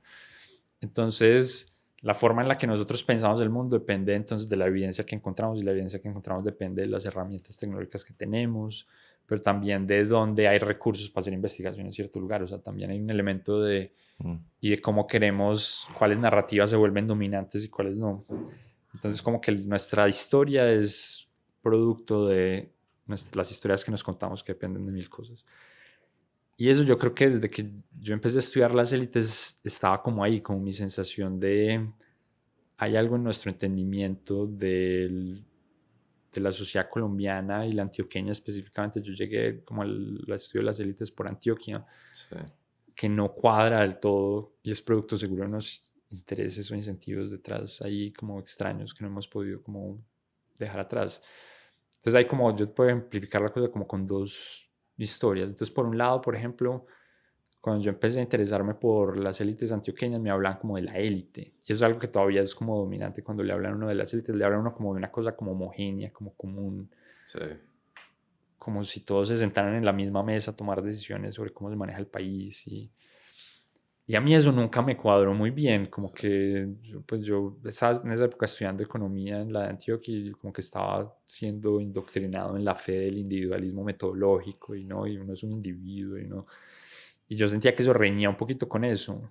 Mm, Y posiblemente una respuesta a eso sería como cuestionar como ese paradigma como epistemológico y creo que hay razones como para cuestionar eso. Pero también hay razones como para cuestionar lo otro, digamos, como que lo que yo sentía es, sí sigue habiendo algo de cierto en la idea de que uno es un individuo y uno toma decisiones. En parte lo que pasó conmigo, con la forma en la que yo resolví como ese como conflicto como epistemológico, es que yo descubrí el análisis de redes sociales, yo descubrí que eso estaba como muy de moda en esa época y era como, bueno, hay redes, uno puede pensar la sociedad como una red y entonces hay sí. individuos que están conectados con otros y quizá coordinan a partir de esa red. Sí. Y eso es como un punto intermedio, como en estos comportamientos quizá que parecen como colectivos, pero están basados como en comportamientos individuales, no exactamente independientes, pues interdependientes, pero pues con agencia individual. Sí. Y entonces yo sentí como uno tiene que estudiar a la élite así, como estas visiones que fundamentalmente eran las visiones marxistas del mundo de clases sociales. Eso no es realmente como parece funcionar como el mundo.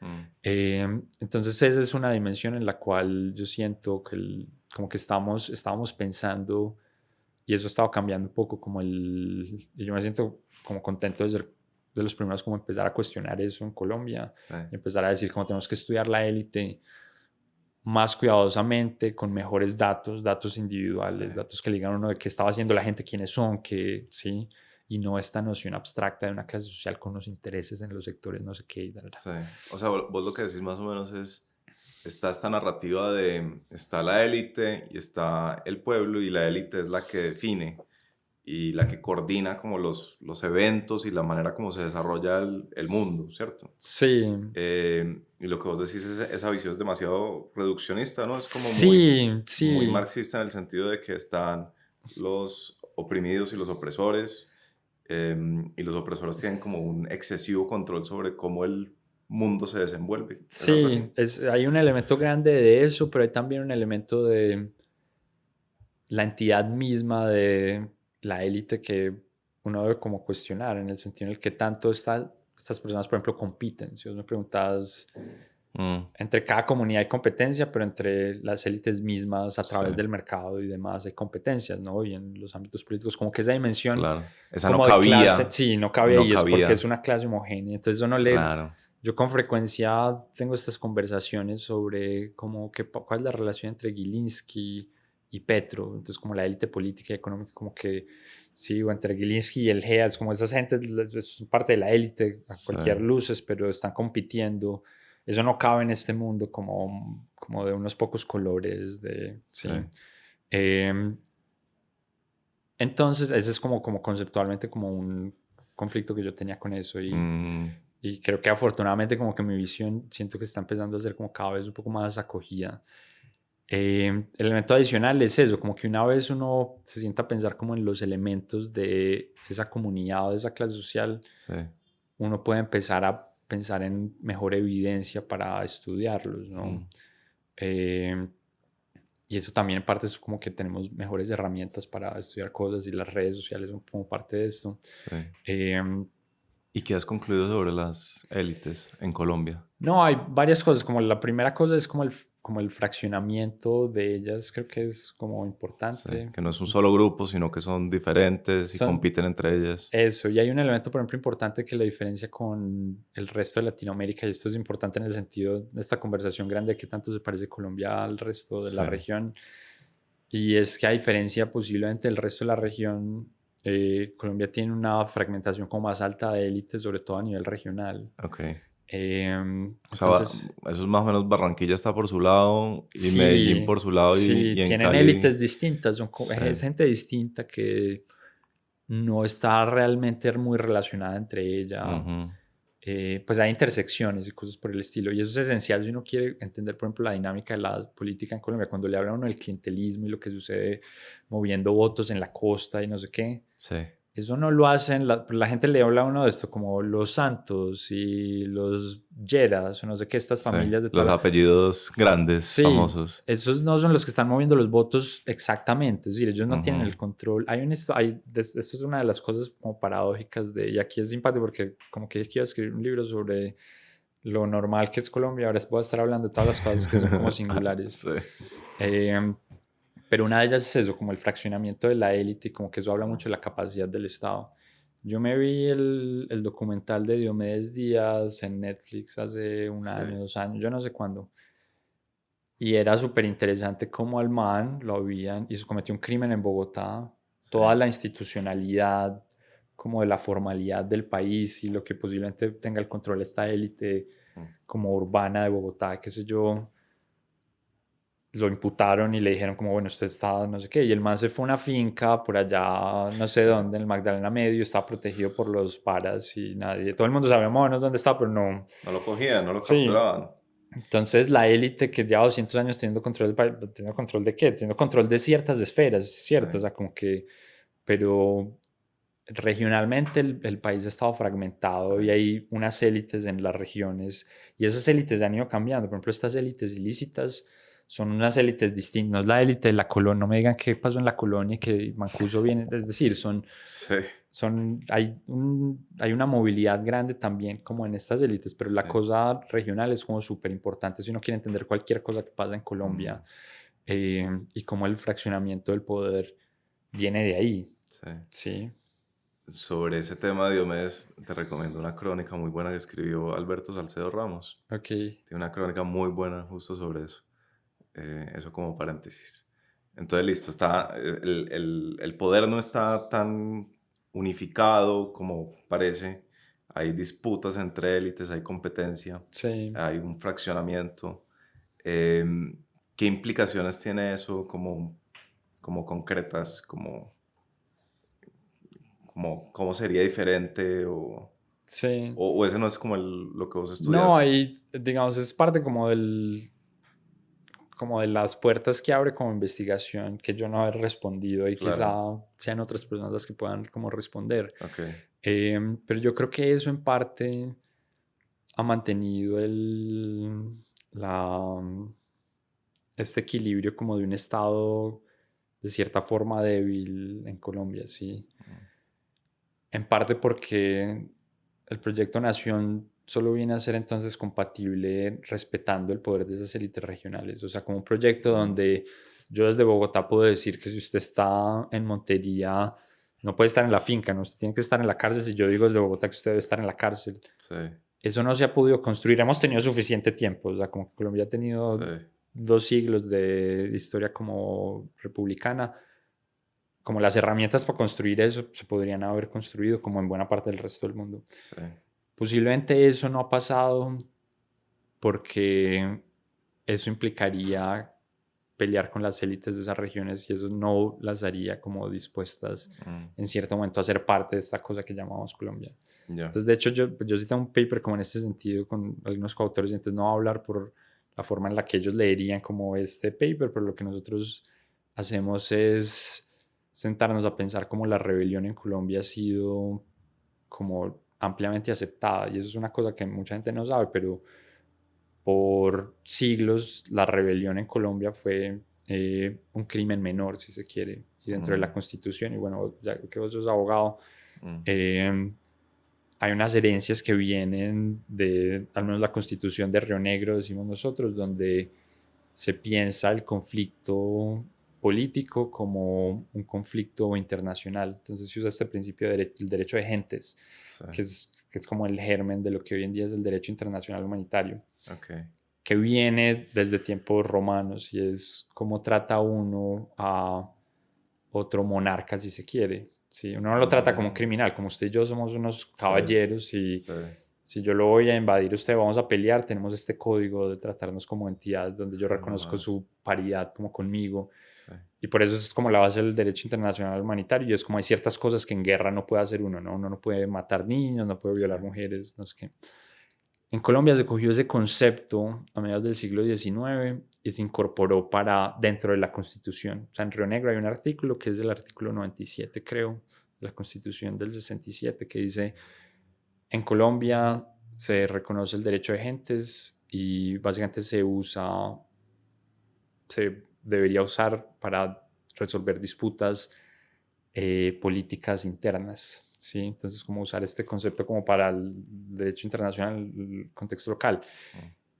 Y eso lo que permitió es que se resolvieran las revueltas, las rebeliones. Si yo soy el Estado Central y vos montas un grupo para destronarme y como negar mi legitimidad, que yo pueda hacer un tratado, no te trate como un criminal y te oprima y te mande por siempre a la cárcel o te corte la cabeza o como funciona en Estados Unidos, por ejemplo.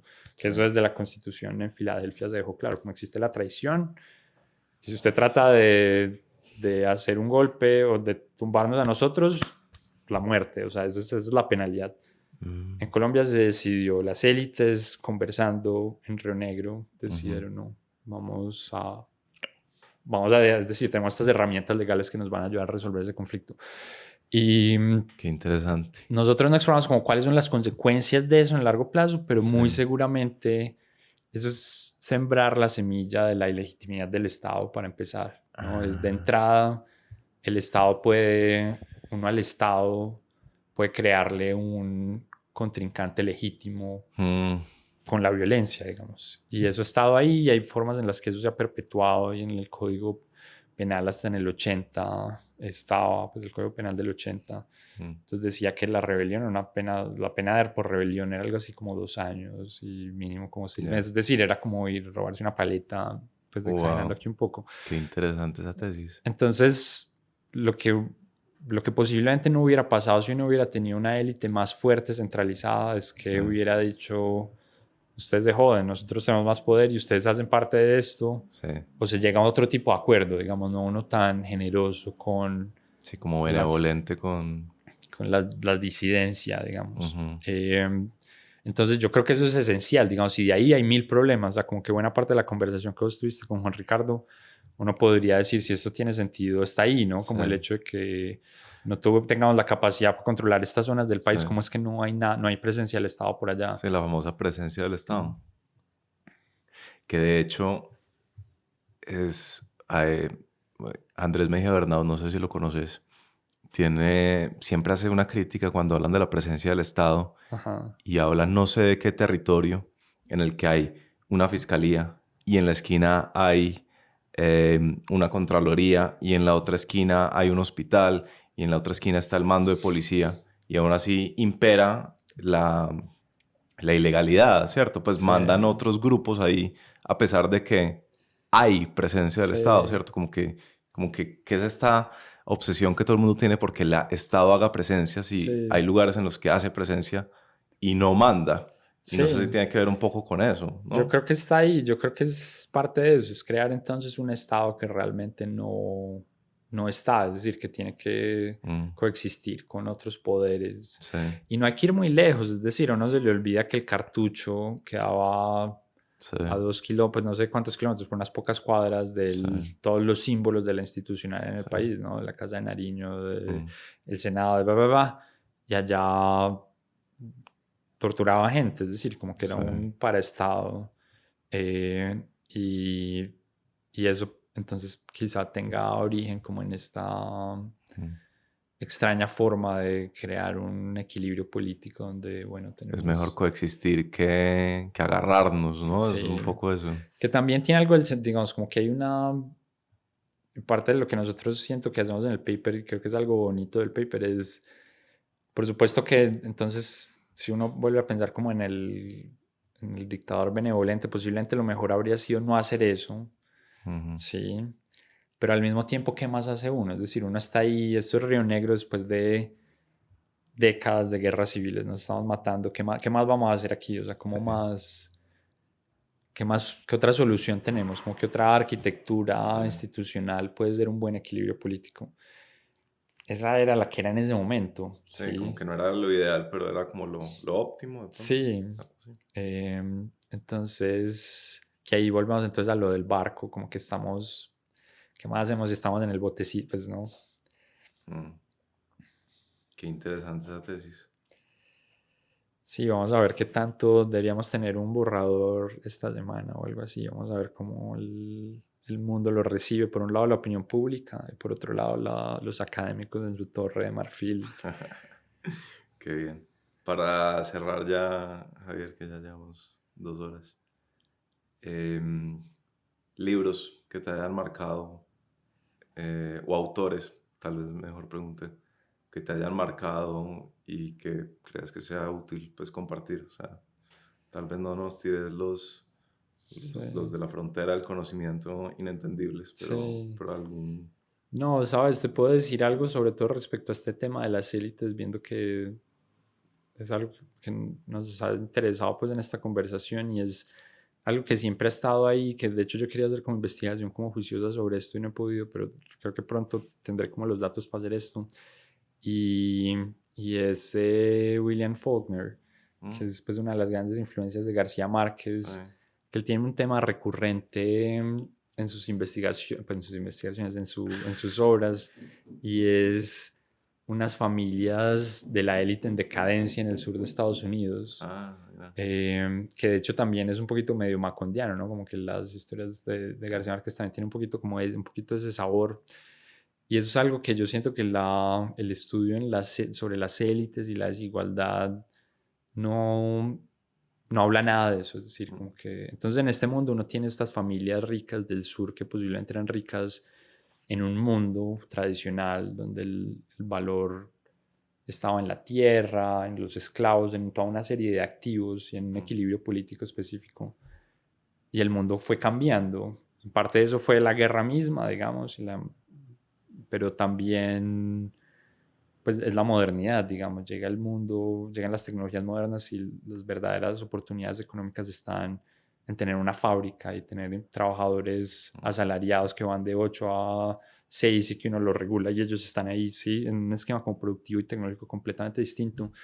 Y esta gente no logra adaptarse, como que su cultura, su ethos, sus modos de vida, no logran adaptarse y entran lentamente como en decadencia. Y esa es de nuevo, una historia que en la conversación sobre las élites y la desigualdad y la movilidad social, de eso no se habla mucho. Y un poco también como en esta narrativa como de víctimas, victimarios, como que permea como nuestro ambiente. Lo que se quiere describir son siempre escenarios donde hay unos privilegiados que siempre han estado y que el privilegio se mantiene en el tiempo y es ausente de choques y de depreciación y de, ¿sí? Cuando el mundo es complicado, es decir, como que en el mundo pasan muchas cosas y hay bastante más movilidad hacia abajo de lo que uno cree. Yo estaba hablando ayer eso con un buen amigo mío, también como interesado en estos temas, y entonces hablábamos, entonces como que hay estudios de persistencia de la riqueza, y le hablan uno mucho, el resultado que todo el mundo quiere es los ricos de hace 200 años son los mismos ricos de ahora, algo así. Y hay muchos, y todos los papers al respecto dicen más o menos como lo mismo. Y hay como razones metodológicas para cuestionar como cosas de esas, que seguro hay mucho de eso, es decir, pero algo que muy seguramente es una buena parte de la historia es, hay unas familias que se van abriendo en ramas y muchas de esas ramas entran en decadencia. Y hay muchas historias de esas anecdóticas de mi familia, seguro en tu familia, en la de todo el mundo, de el abuelito de la abuelita tenía plata, pero los Pero el hermanos tío, se sí, quedó con todo y no sé siempre hay qué. un tío que lo gasta todo, lo apuesta todo, se Entonces lo bebe seguramente todo. mucho de lo que se captura en esta investigación son como estos linajes que se mantienen y los otros como que no se observan, en fin. Entonces el caso es que Faulkner como que es súper interesante Sí, y no solo pues como este elemento de las élites, como que son historias, sí.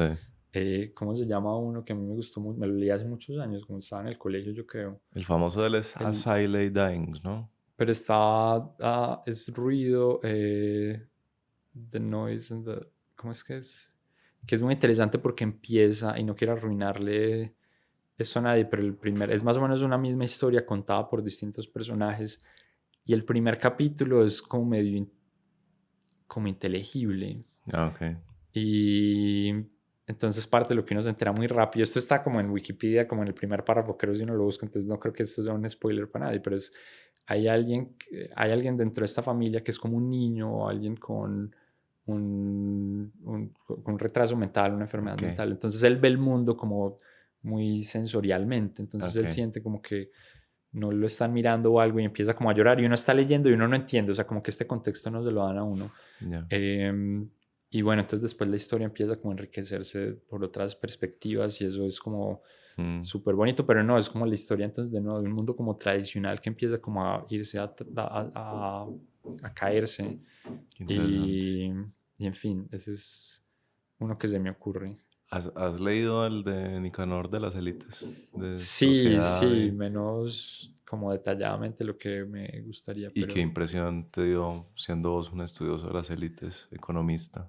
yo Porque creo esta es que una tesis de doctorado o de maestría, no sé bien, de un tipo que era empresario, pues que toda la vida, sí, pues empresario no, gerente sí, más, que toda la vida fue gerente, no es un sí, académico, pues y se fue a hacer su doctorado una vez pensionado. sí, yo creo que es, o sea, a mí me gusta mucho, me parece que logra hacer algo que es un reto grande y tiene que ver con esto que escribíamos y es cómo encuentra uno de los elementos como coordinadores en esta comunidad, ¿no? Mm, Entonces, cuando uno le hablan del GEA, me preguntan mucho del GEA y de nuevo la gente se imagina a un par de familias o a una gente sentada en una mesa. A mí me llamaron hace mucho de un periódico a preguntarme, bueno, ¿cuáles son las familias del GEA? Y como denme los nombres de...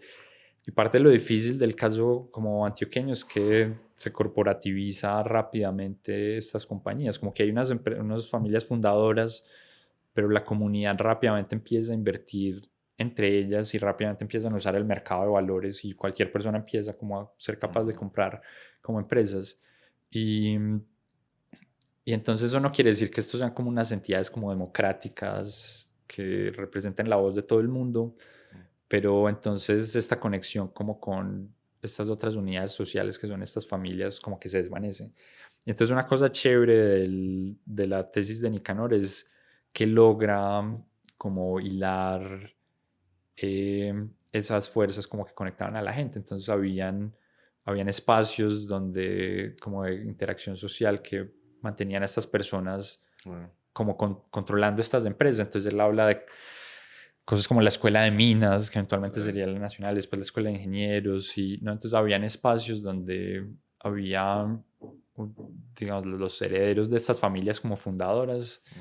em, Eventualmente empiezan a dirigir estas compañías, no exactamente entonces, de hecho es interesante como la salvedad que haces de Nicanor, no como un empresario, sí, sino como un gerente, sí, porque en sentido estricto de eso, él estaba bajo la cabeza de estas empresas y cuando hablan del GEA, entonces lo que uno tiene es eso, son unos ejecutivos y sí, entonces hay gente que los llama como unos capataces y que se están como lucrando de los verdaderos dueños de las empresas. Pues no los ejecutivos, digamos, así funciona el mundo corporativo, ¿cierto? sí, Pero al mismo tiempo hacen parte como de este tejido social que es la élite y uno puede rastrear a esta gente a los fundadores mismos de las empresas. Pero creo que lo importante es eso, entender cómo la conexión entre estas personas está como en ámbitos no económicos, ¿no? Tiene que ver con que son parte como de la misma comunidad y en nuevo lo de Nicanor es muy, creo que es muy efectivo haciendo eso y como conectando los ámbitos políticos, sociales y económicos. sí. Y creo que es bueno porque entiendo que el doctorado de él fue en sociología en París, como en una tradición eso, como, de hecho más cercana a estas historias como marxistas de las que hablábamos, de clases sociales, pero él no se queda como ahí, digamos. Sí, qué interesante. Pues Javier, me gustó mucho el round uno. Espero que haya más. Espero que coincidamos en alguna ciudad y podamos Okay. seguir haciendo este tipo de conversaciones. Muchas gracias. No, gracias a vos, muy chévere. Bueno.